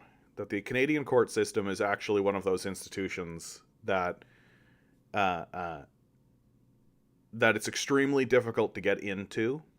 It's extremely difficult for capitalists to co-opt. It's extremely difficult to corrupt, given the nature of it. And so it's this really interesting institution that exists within the capitalist West that has actually kind of come up underneath the capitalists in a way I don't think that they were expecting, right? Like, to become a judge in Canada, like to become a judge in America, you have to win an election. Because that's the theory of how America works, right? Just win an election and you're a judge now. So if you're some billionaire son or some hack car salesman even, and you know how to run an electoral campaign, you can be a judge, right? Like, what, you think Judge Judy is like this like really great judicial force? Like, to become a judge in Canada requires like a great deal of effort, and you have to really justify your position, and it's not an electoral system. I believe you have to like literally have been teaching law for a period of time, and then you have to actually sort of prove the system, right? Prove to the system that you're competent and that you know what you're talking about. And then you get to become just a judge, just like a third tier appellate judge. And then you spend time doing that, and then you can climb up, and then you can become a Supreme Court justice through this entire lifetime of pursuit, right? And so it's very difficult to end up with like a corrupt judge on the Supreme Court because a person has to put in so much of their life and has to really show to their peers. Like there's a consensus that exists in Canada. Like you don't just have a judge who got elected and it's just like, I think that freedom is slavery, and that if you can own as many slaves as you want, and a person should be able to open carry an AK-47. Like, it's just not how it works in Canada. That's just not the judicial system. That's just not how you get justices and judges. That it's like a holdover from the it's like a holdover from the monarchy, right? But now the justices and the judges don't exist to uphold the power of the crown. They exist to uphold the power of the charter. And so they're not actually interpreting law based on what a queen or even the prime minister has to say. They're interpreting law based on what the Charter of Rights and Freedoms says, which is why the Charter of Rights and Freedoms is such an important document, because the entire judicial system revolves around what this document says and is interpreted through this litmus and through this lens of what the Charter of Rights and Freedoms states. And most of the law that occurs in Canada is done through consensus. And there's just this idea that a judge, especially like a Supreme Court judge, is going to suddenly start making rulings to basically uphold exclusively the power of exclusive capital exclusively, while millions of people die and suffer, right? Or that will start kicking in doors and rounding up people en masse and having like mass executions and all this kind of stuff. Well, like it's completely possible that will happen, like that just people will do that, you know, like that just won't care what the lawyers and the judges and the Supreme Court has to say. They just won't care. They'll just do it, right? That's completely possible, but it won't happen without recourse. So anyway, that's just to try to give you like a general sense of, from the Canadian perspective, that there is a it isn't like a total wash, right? Like that if you're a trans person, or if you're a person of color, or if you're this type of thing living in Canada, right? Like it isn't the case that there are huge forces that can just come in and start doing purges without any recourse whatsoever. Like the electoral system has definitely been taken over by the system of capital. Like that's definitely happened, but it's not the only force that exists in Canada. Anyway, I hope any of that was helpful at all, because that's more or less my feelings. Like it's a scary time. It's a scary time right now. It's not going to get much better, right? There are like little fleeting moments of positive news, like the Canadian government actually did support a ceasefire. Do I actually have that? The Canadian government actually did support a ceasefire. That literally it's just the Americans now that are upholding this war and are not calling for a ceasefire. Yeah. This is great. Like this is great to see, just to see it, just to see the banality by which this is actually all happening, right? Here's the United States voting against the ceasefire, right? And then my favorite is that as the guy is like reading the results, the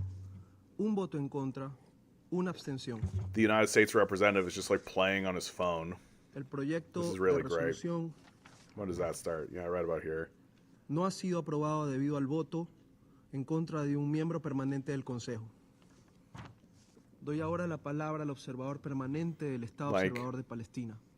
Oh yeah, literally the observer for the state of Palestine is talking. And they've got a camera on the American. Straight up on TikTok. Probably looking at e-girls, right? Like, Bread Bunny, I'm glad to hear that. I know I have to say that Now kind of you stuff for talk myself about as well. terror. Like, we are not America. We are not What America. about for me? That we actually are moving forward and attempting to I've move been forward. terrorized. Get out of here. And like, we're gonna go through like a really weird period, but the truth is that like we should have expected that. It should be expected that if you put through progressive legislation, that conservatives are going to respond to it, right? So hopefully when we go through this conservative period, the other side of it will continue the project of moving the society in a more progressive direction. We'll see.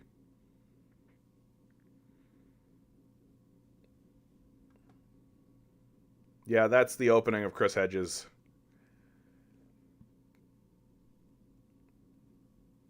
Yeah. The court system is like the healthcare system, so backed up and inefficient, the law is not being properly enforced until it's too little too late. Recourse is too costly, so our justice system is illusionary. Yeah, that's how they get away with like this wage stuff, right? Did I get rid of that? That's how they get away with this. Like that's how they actually get away with this. Because like, if there was actually like a real punishment to doing it, like if there was like, if people went to jail, if there was like an actual punishment for stealing wages the way that they do, right, you wouldn't see this. But because there's no punishment whatsoever outside of just pay the wage that you owe, and of course it costs money to pursue this, so unless the amount of wages that you've stolen are so overwhelmingly aggressive, right, it's punitive. It's punitive for the people who are actually attempting to pursue the recourse. Right, and chances are good that they're not going to get back the legal fees. Right, that the court will just order this person to pay the wage, and so it's like, so you lose the time pursuing it, you lose the money for having to hire a lawyer or to even fund the pursuing of the thing in the first place, and then the amount of money you get back might just not be that significant, and so the system is incentivized entirely to encourage owners to steal from their employees as often as possible, right? I just don't know why you wouldn't. Like, I just don't know why you wouldn't constantly be skimming from them. I just don't know why you wouldn't constantly be doing like overtime violations, rest break violations, off the clock violations, minimum wage violations. Like, there's a good one. Like, and just taking advantage of the fact that people just don't understand what the laws are, because they live in a media system that's completely disincentivized to inform people about what's actually going on, right? So I just steal from people, just constantly. And worst case scenario, oh, you got to pay them. Oh, okay. Well, that's what was going to happen anyway.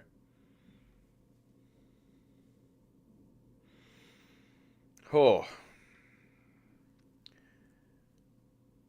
Man, I'm tired, guys. I don't know about you. This is all very tiring, right? Like, this is all very tiring. Like, I don't know how people are keeping it together these days, you know? I don't know how people are actually making a go of it.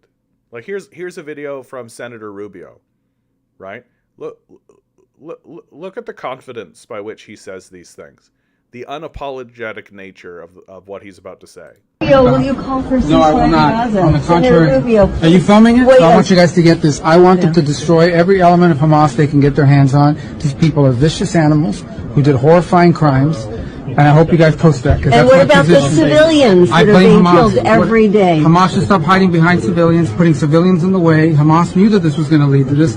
Hamas should stop building their military installations underneath hospitals. So you don't care that 15,000 have died? You don't care about the babies that are being killed every day? I think it's terrible, and I think Hamas is 100% to blame. That's what I think. Make sure you post that, please. Like, this is Nazism we're looking at, right?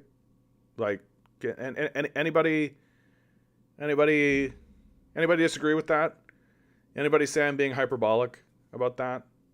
Like, that Hamas is the one to blame for fighting back against a genocide. that Hamas is the one to blame for fighting back against a genocide. That's the narrative that's coming out of people like Marco Rubio. Hamas is 100% to blame. Like, just straight up washing our own hands. Yeah, exactly. We got Meshuggah 9001. The fascist cries out in pain as they strike you. Yeah, exactly. And it's just getting, like, obvious. Like, it's just getting obvious. And it's going to be annoying when they start pretending like this didn't happen. It's going to be annoying when they glorify this sort of stuff. It's going to be annoying to see the media generally start to venerate fascism and start to just straight up, like, I've been saying this for a long, long time. We are going to start seeing characters like Homelander be presented to us as the hero. That Homelander is going to be presented to us, and we're all supposed to go, there's the great and powerful and upstanding Homelander, right? Exerting his will, he's so strong and powerful, right? And we're all just going to accept it. Yeah, that video was like watching the dystopic state media in V for Vendetta. Yeah. Like, yeah. Like, that's what's happened. That's what's happening. That like old movies like that, like V for Vendetta, like, we're gonna look at that and be like, that's what's actually happening. Like, it's not pretend at all. And like all these 1984 brained people are just not keying in at all to the fact that that's their country. Like, that's what is actually happening to them. And I know, like, I see this exhaustion and this anxiety manifesting itself in the world around me. That, like, just the other day, there was a big protest that happened here in Toronto. And I know for a fact that people at my workplace called in sick to go to that.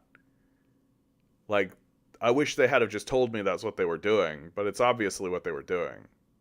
And, like, management was not happy about it, but I was like, yeah, fuck yeah.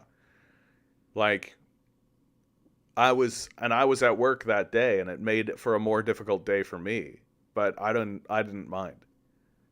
You know, I didn't mind, because I'm not in a position where I'm able to leave work. I literally can't miss work days. And I'm not in a position where I can do that.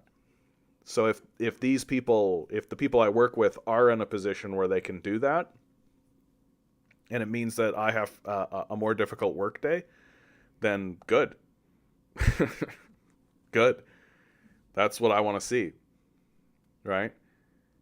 That's what I want to see. I want to see people getting out in the streets. I want to support people as they do that. And when I see the people who called in sick, I'm going to be straight with them, and I'm just going to tell them. And I'm just going to tell them straight.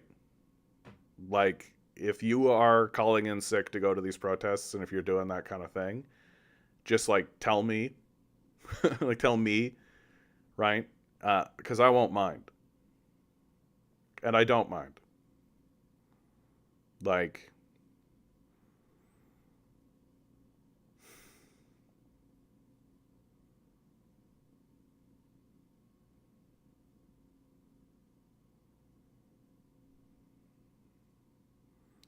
it's the nakedness of everything now.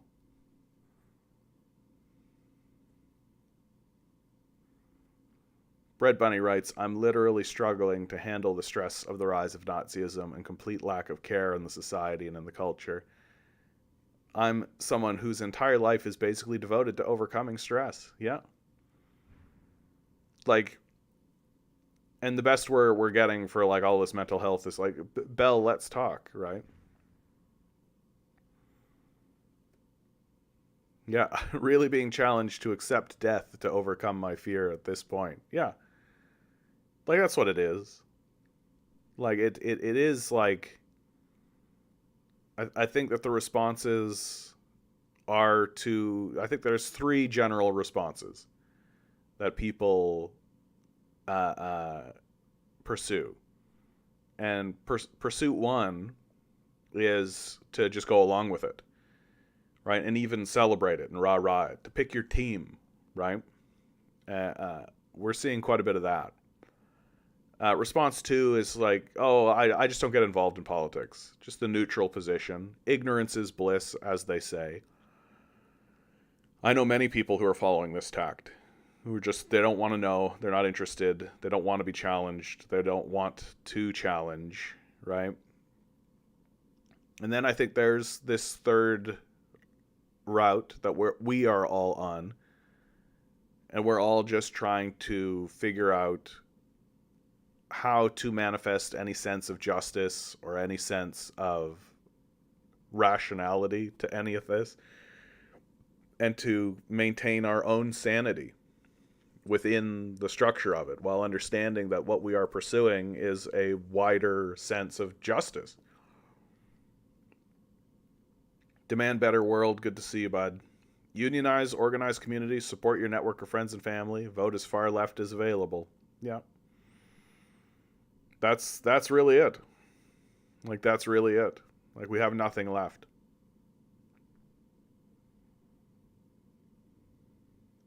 Baked Potato writes, the Occupy protest movement and WikiLeaks were supposed to be the catalyst for change.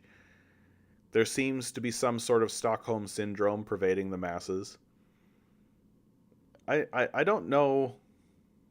I just think people don't know what to do. And we're exhausted. Like, I just think people don't know what to do.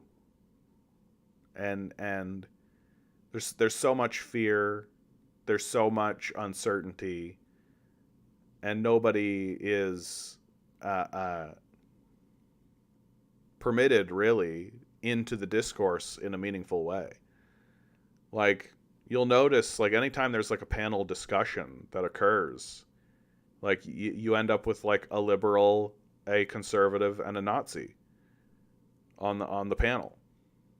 It's like the socialists and the communists are not invited. They're just not allowed to speak. They're not allowed to have these credible voices. That's why, like, when people like Peterson stand up and start complaining about cultural Marxists and all this, it's just like, who are you talking about? Like, who are these people who have the cultural force that you claim to have? Like, I'm sure that you can find, like, some economics department, there's a Marxist in there, right? I'm sure that you can find, like, in some philosophy department, there's a Marxist tucked away back there. But it's not like he gets platformed. It's not like he has a big following. It's not like anybody knows who these people are, because they're actively suppressed and actively purged, right? Like, and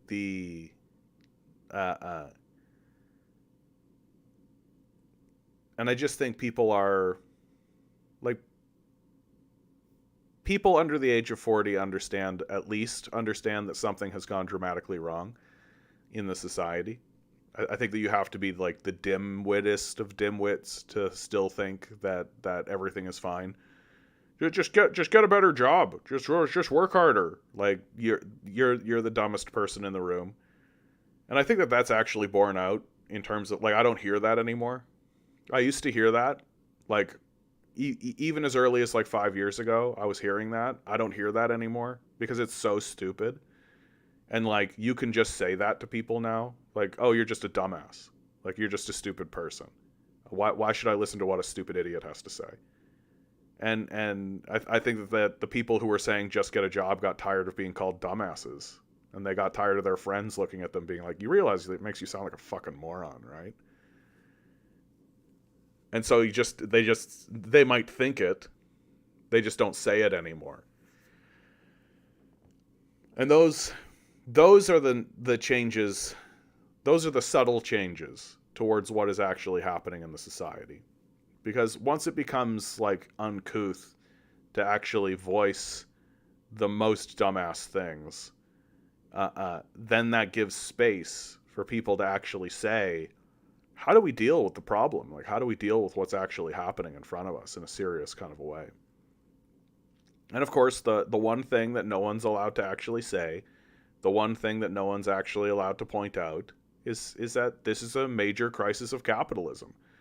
That this is obviously a crisis of capitalism, and that the people who need to be confronted are the capitalists. Right? No one's allowed to go on CTV and say that out loud. No one's allowed to publish a major blockbuster seller book that gets promoted across the entire media sphere that actually says that the actual issue that we're actually facing is actually capitalism, and that we need to confront the system of capital and dismantle it. Like, no one's permitted to do that.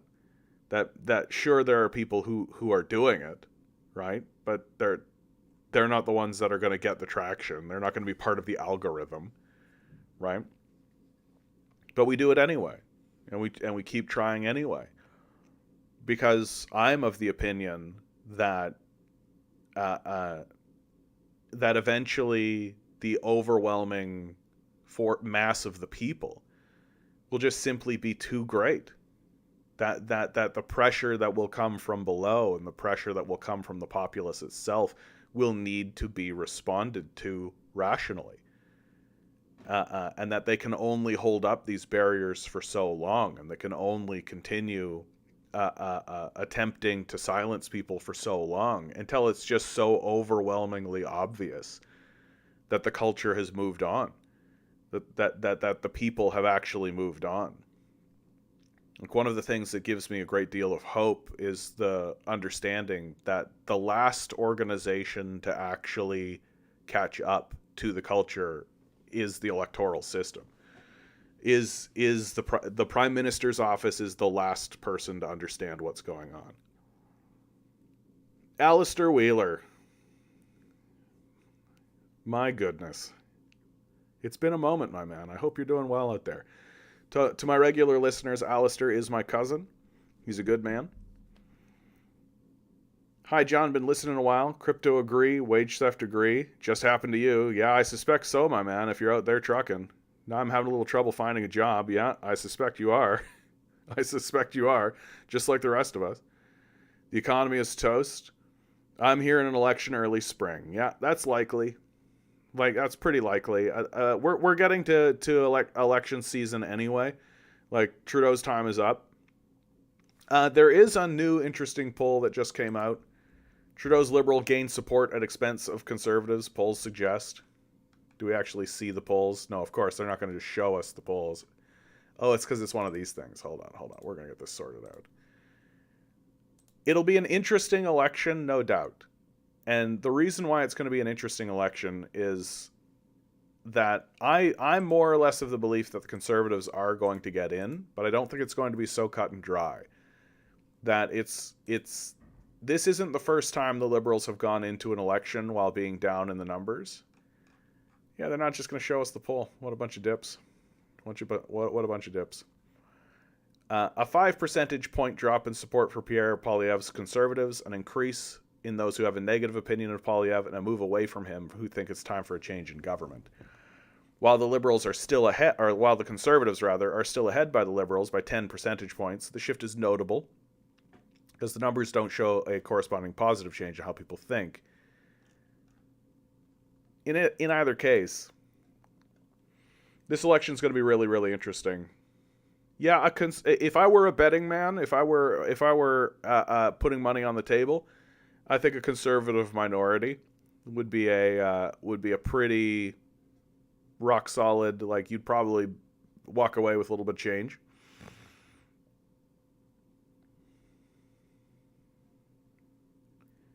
How do you think the system will respond at that point, when the pressure of angst from the proletariat becomes overpowering in itself?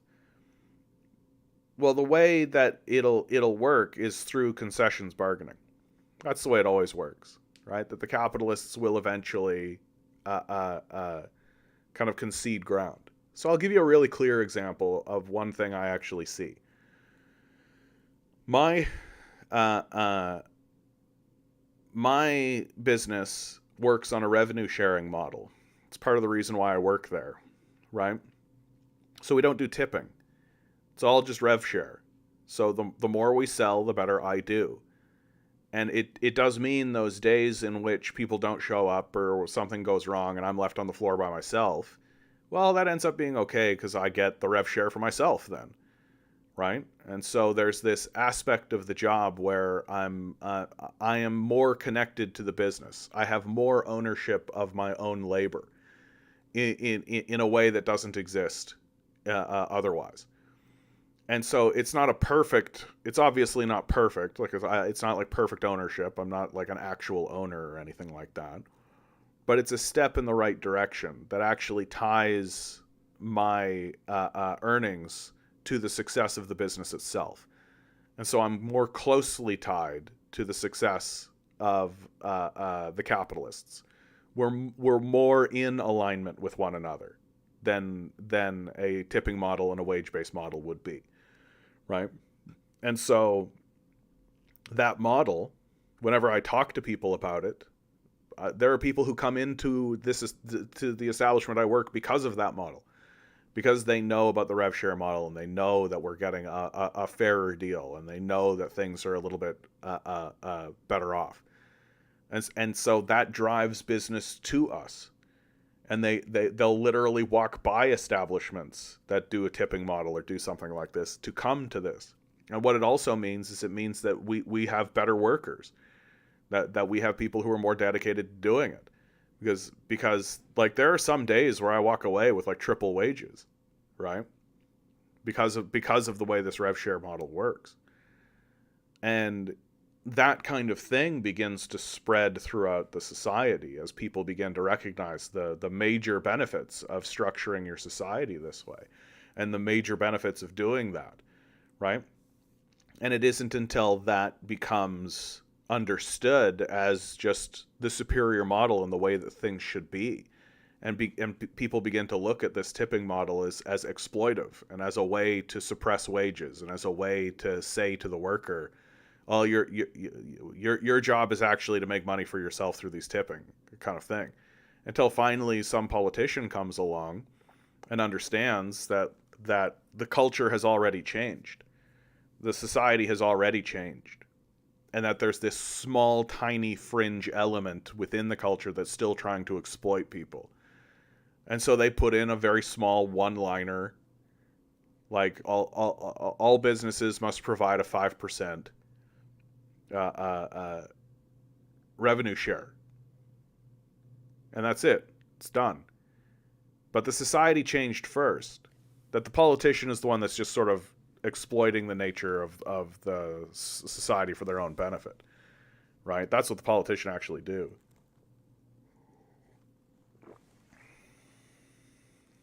Won't it exhaust every fascist effort it can reach first? Sure. Capitalism only capitulates when it thinks it can't win with brute force. It has robot police. I think it's betting it can keep us down. Yeah, I just don't think it can. Like, how to say this like as appropriately as possible. Like,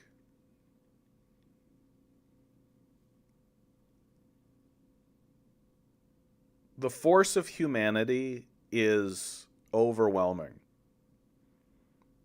And you can distract it for a little while. You can keep it entranced for a little while. You can even suppress it for a little while. And like, let me be clear about the way I think about things. Quote unquote, a little while can be hundreds of years. But you can't control it. Not really. You can't really maintain these systems. You can't sustain this stuff. Right? Like you can see short-term success. Right? And it is dangerous. I'm not trying to say it isn't dangerous.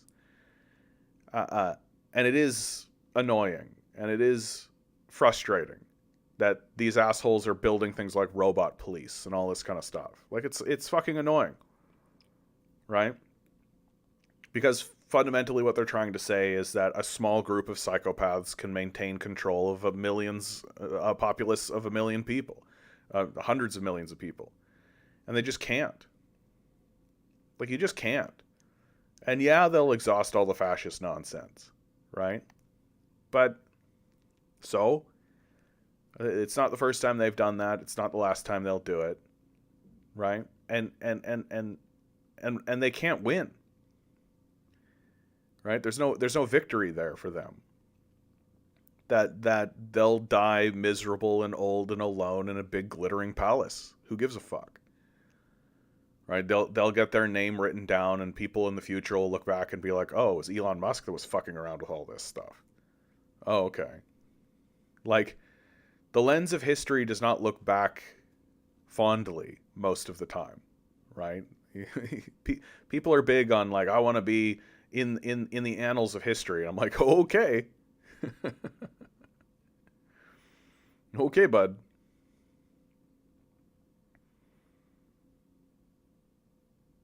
Gordon Fiala writes, shows Texas is super corrupt that emergency situation abortions are criminalized.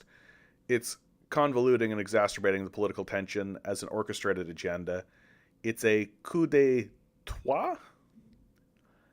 Yeah, I mean, like, Texas is generally just going to turn into a libertarian shithole, right? Like, all the wealthy are going there. They're building like a rich people stan where all the rich people are going to be. All of the poor are going to flood there in order to try to sell themselves. And for a little period of time, it'll look like it's going to work. But the insane narcissism of the hyper wealthy will overtake everything.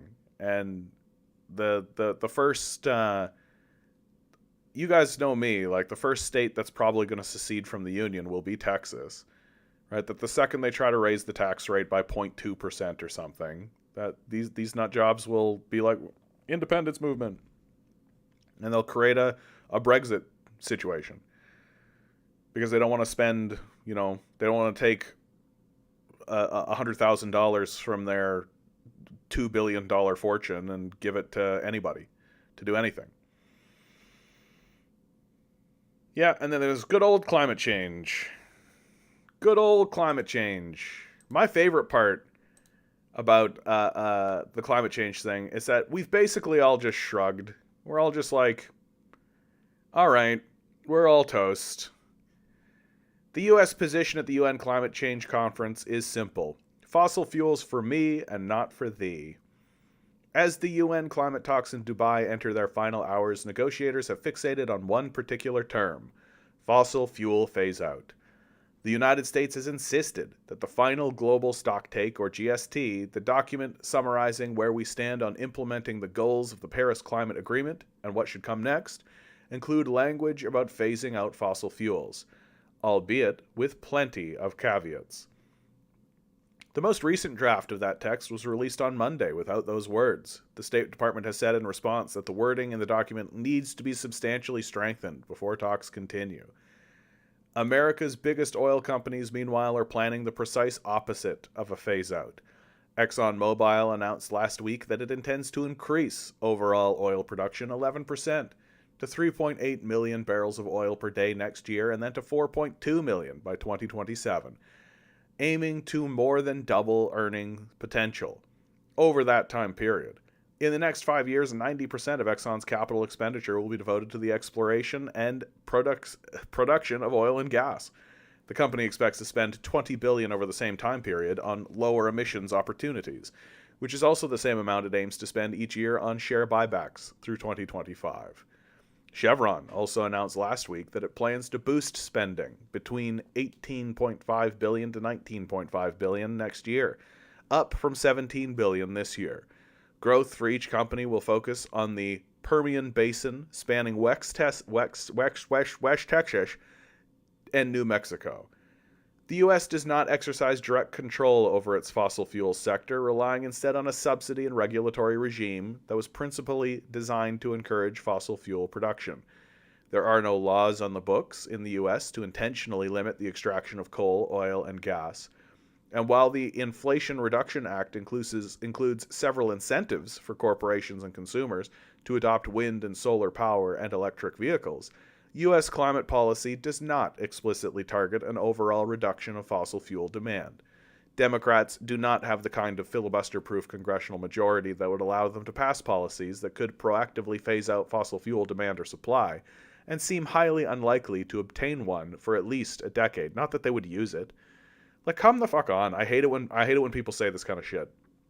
Democrats don't have the kind of filibuster proof because Democrats are the solution. Just vote blue no matter who. Democrats, they were the ones who were going to do it for sure. Democrats, absolutely. Obama had the House, the presidency, and the Senate in super majorities, and he did fucking nothing. Fuck you. Fuck off. Vote blue no matter who, my fucking ass. U.S. climate envoy John Kerry has said that companies like Chevron and ExxonMobil ought to be leading the charge on the transition to renewable energy, and has expressed consternation at the fact that they aren't.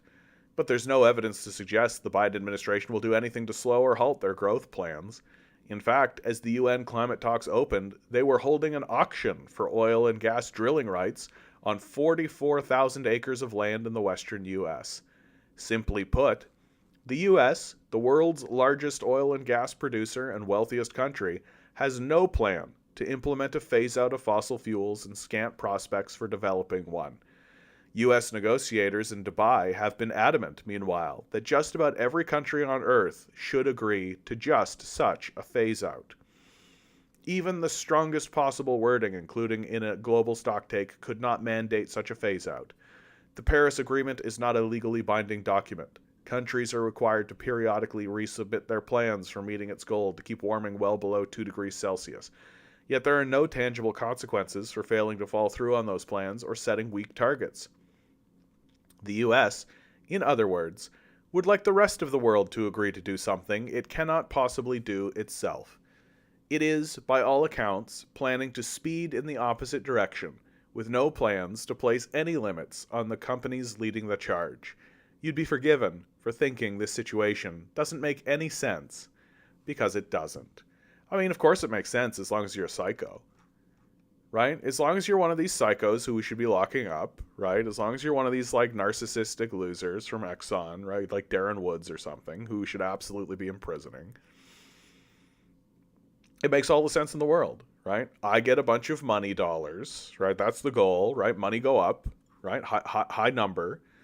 I get rich, and I'm the only one that matters, right? I'm supposed to care only about myself, individualism, right?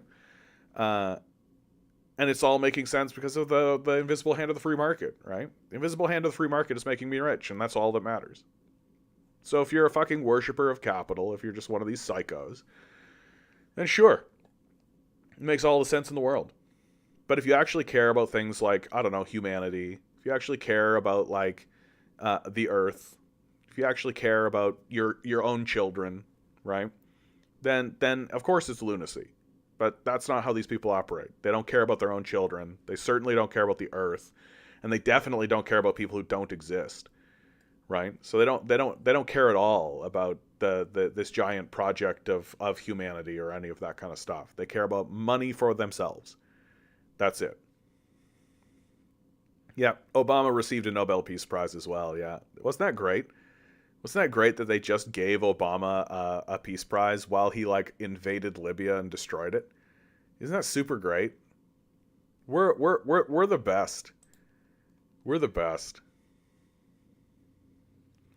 Gonna be a snowier, colder winter this year because of El Nino. El Nino means the Nino.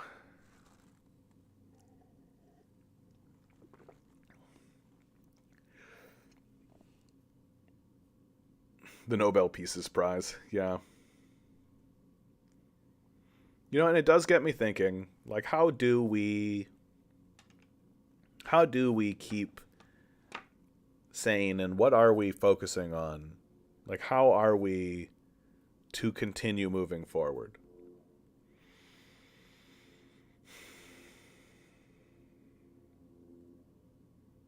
And the thing that I continuously remind myself, and the thing that I continuously feel myself being reminded of, is that, like, we aren't actually living for ourselves, right?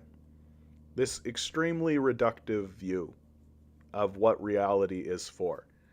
This extraordinarily selfish, extraordinarily individualistic way of looking at how the world operates. This reduced, very primary school sort of version of what reality is says that the only thing that exists is what you see with your eyes. And the only thing that exists is what you taste with your tongue. And that there's nothing beyond the scope of your perceived reality. And that your perceived reality is the universal perceived reality.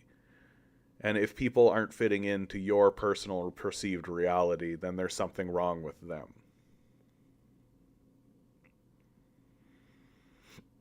But the truth is actually that we are actually part of a much greater system.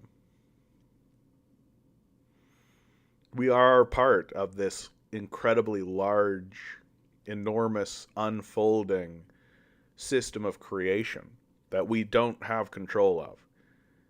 That we're all just part of it. And that we're all just in it. And that unfolding system of creation that we are all witnessing and that we're all part of will continue to unfold no matter what we do.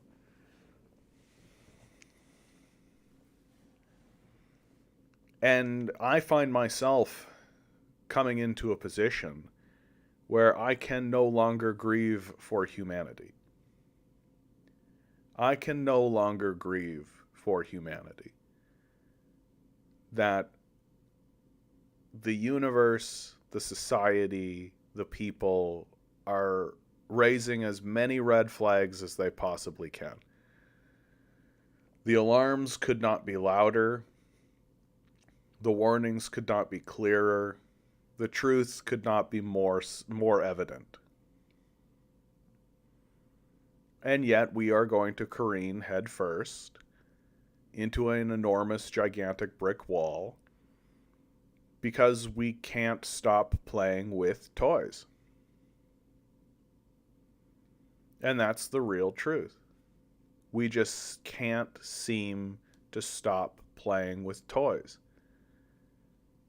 That every day we get into our big Trudeau trucks, right? Big trucks to say fuck Trudeau on the back, right? Giant, enormous, gas-guzzling vehicles so that we can feel like a big man with a huge cock while driving around, or we go snowmobiling or something like this. We're all just playing with our toys. And the richest amongst us literally have yachts so big that they need other yachts to supply them so they can land helicopters on them. Big, gigantic super vehicles and giant yachts that are shaped like tortoises and turtles and shit. Shooting rockets at space as like a pleasure cruise sort of situation. These people spreading all of this pollution so that they can feel as though they're living an important life or that they're important.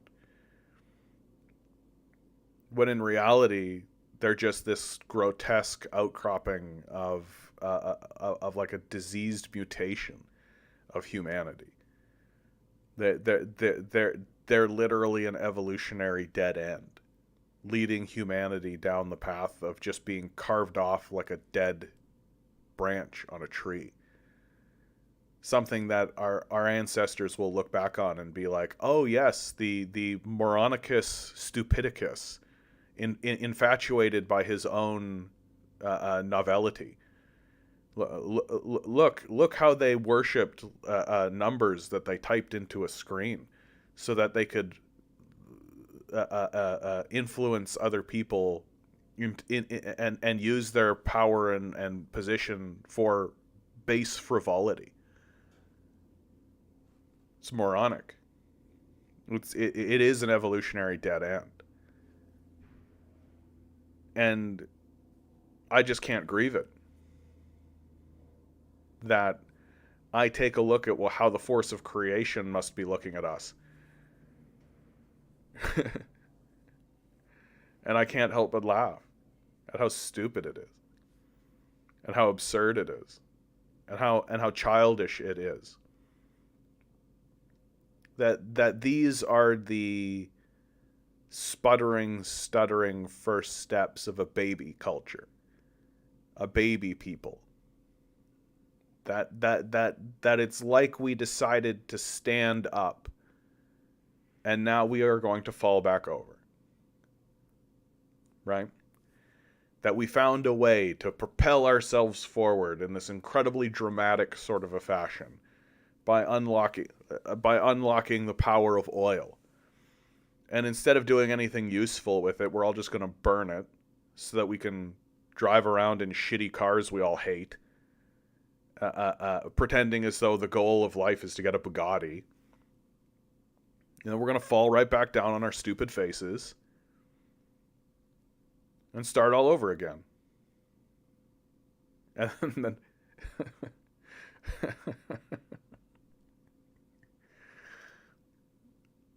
and I got to tell you, we deserve it. Like, we deserve it. We deserve having our leadership be people like Ben Shapiro and Marco Rubio and Joe Biden and Jordan Peterson. We deserve it. Like, we are a dim-witted, backwards, stupid-ass culture that seems to be overwhelmingly proud and happy with how stupid we are. We're not at all interested, even a tiny little bit, in preventing the disaster that is going to befall us. Not even a little. That some of us are trying to raise the flag, but most of us are just trying to get through it. And then the people who are exploiting the situation are at best trying to pretend as though they're interested in doing something. But it's obviously fraudulent. It's obviously false.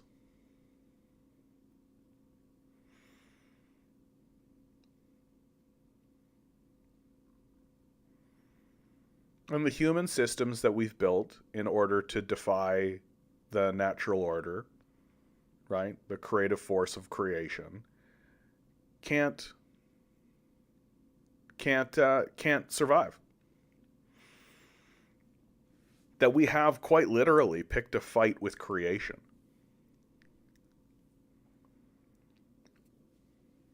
You can't win that.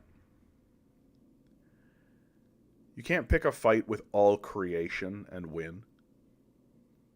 It's not going to work. We're not going to become a spacefaring people through antagonism with the very thing that we are meant to explore and discover. That's not gonna happen. It's not gonna work that way.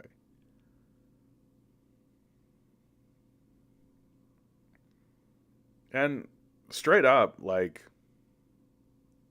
as the water level comes up on in America and around the place, I'm not gonna be sad about it. Like, it's gonna be crazy to see.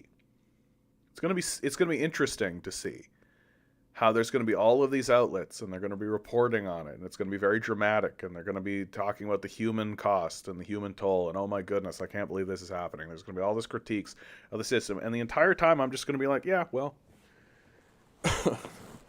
like, we knew. Like, I don't feel bad at all. Like, I like, oh, look, it's the consequences of our actions. Oh, look, it's the thing that we said was going to happen the entire time, and it happened. Oh, fuck.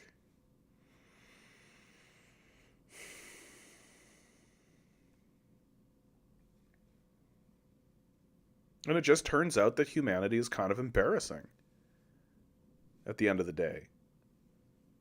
That, like, you know, I'm in it. You know, here I am in the human body, playing the human game, an aspect of creation, just here bearing witness to the other humans being humans.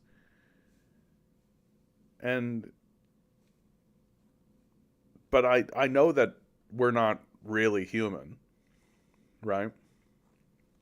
Like, we're all like a spiritual force taking the form of humanity.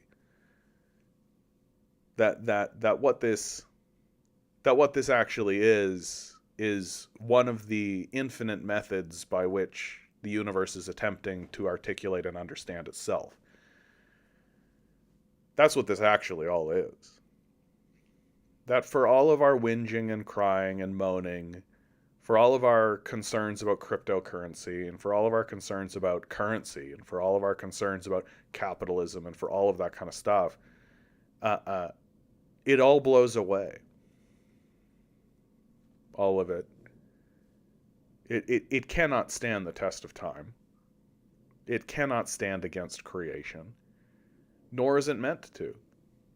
Nor will it, nor could it.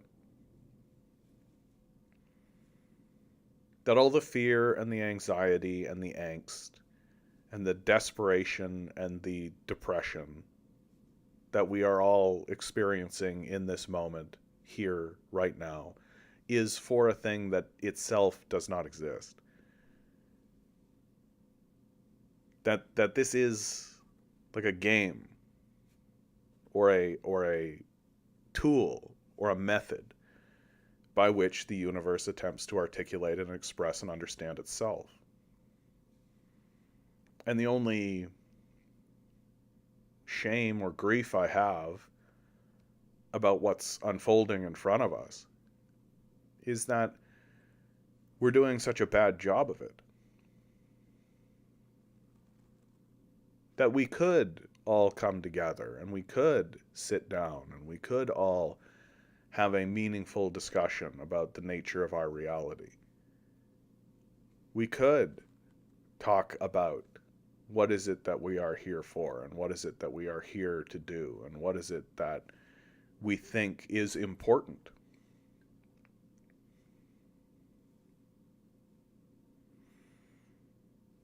And we could allow artists to make art, and we could allow poets to make poetry, and we could allow dancers to dance, and we could allow sports people to play sports, and we could allow everybody to just engage in the universe in the method by which they feel it's valuable to engage in. We absolutely could.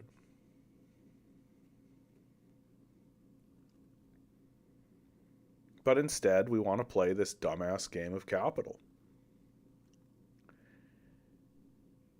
And we want to pretend as though there is such a thing as a person that's better than another person. The most embarrassing thing, the most embarrassing belief,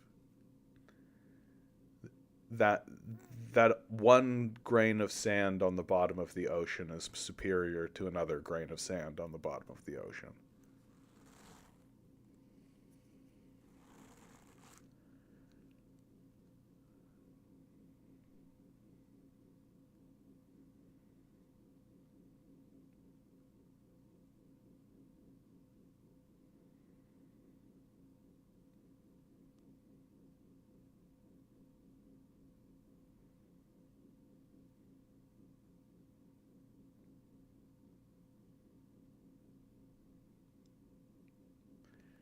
And there is coming what I call the great leveler,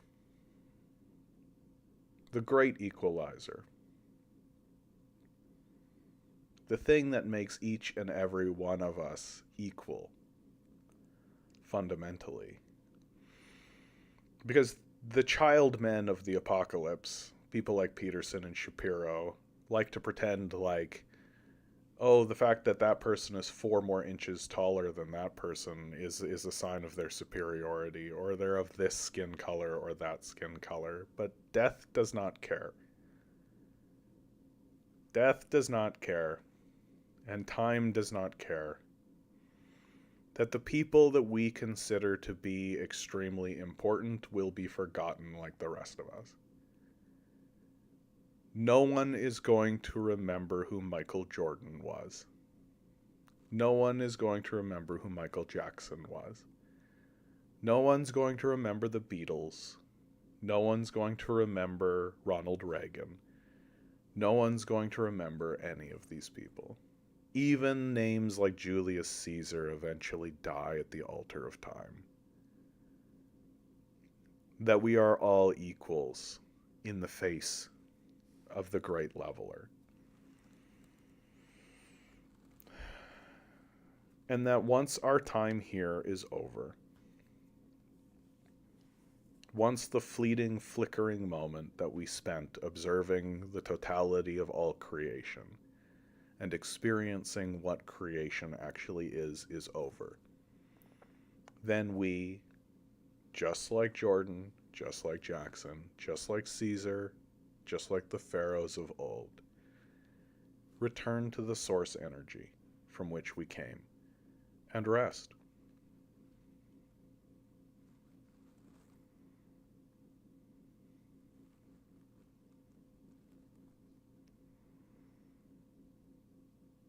And so, while we are here, as I see it, we have two paths that we can follow.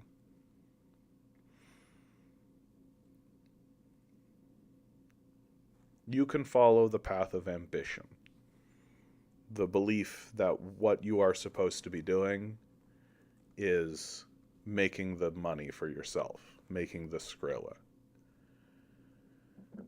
Get the big house, get the Bugatti, ascend the hierarchy, become important, all of the status, all of that. And that's what makes for a meaningful life.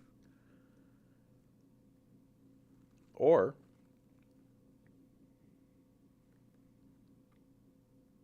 you can just try to enjoy yourself. You can sit in a field, stare at the stars, light a fire, stay under the trees,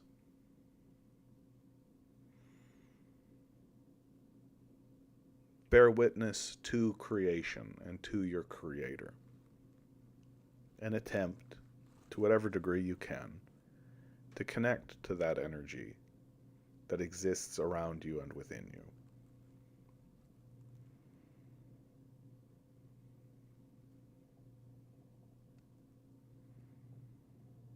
To evoke a biblical passage, a man can serve only God or money, not both.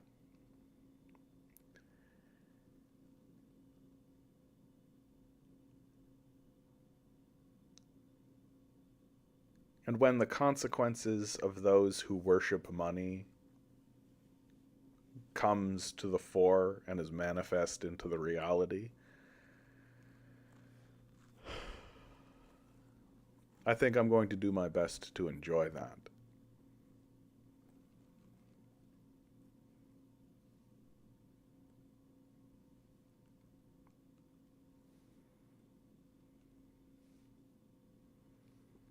That it's become too difficult for me to see this as a tragedy any longer.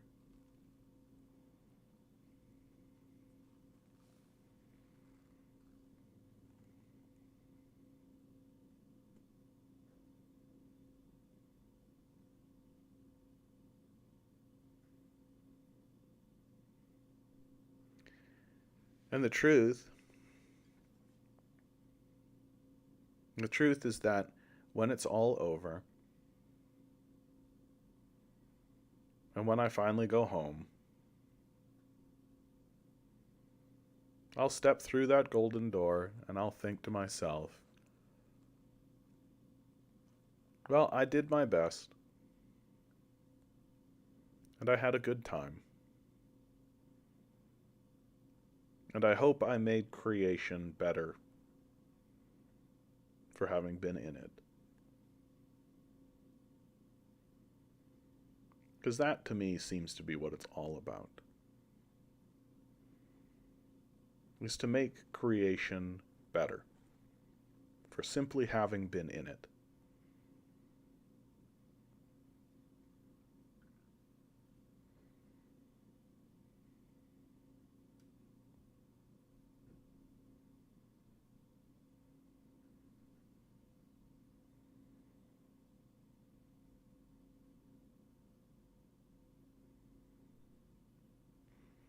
Well, guys, it's early, but I think I am going to call it today.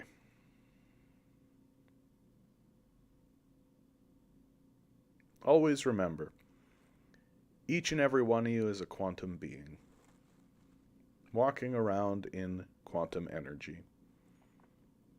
These billionaires are spending hundreds of billions of dollars in the hopes you'll never realize it. You'll just stay the good little commodity they need you to be. Rebel. Revolt. Repent. Good luck. We're going to need it.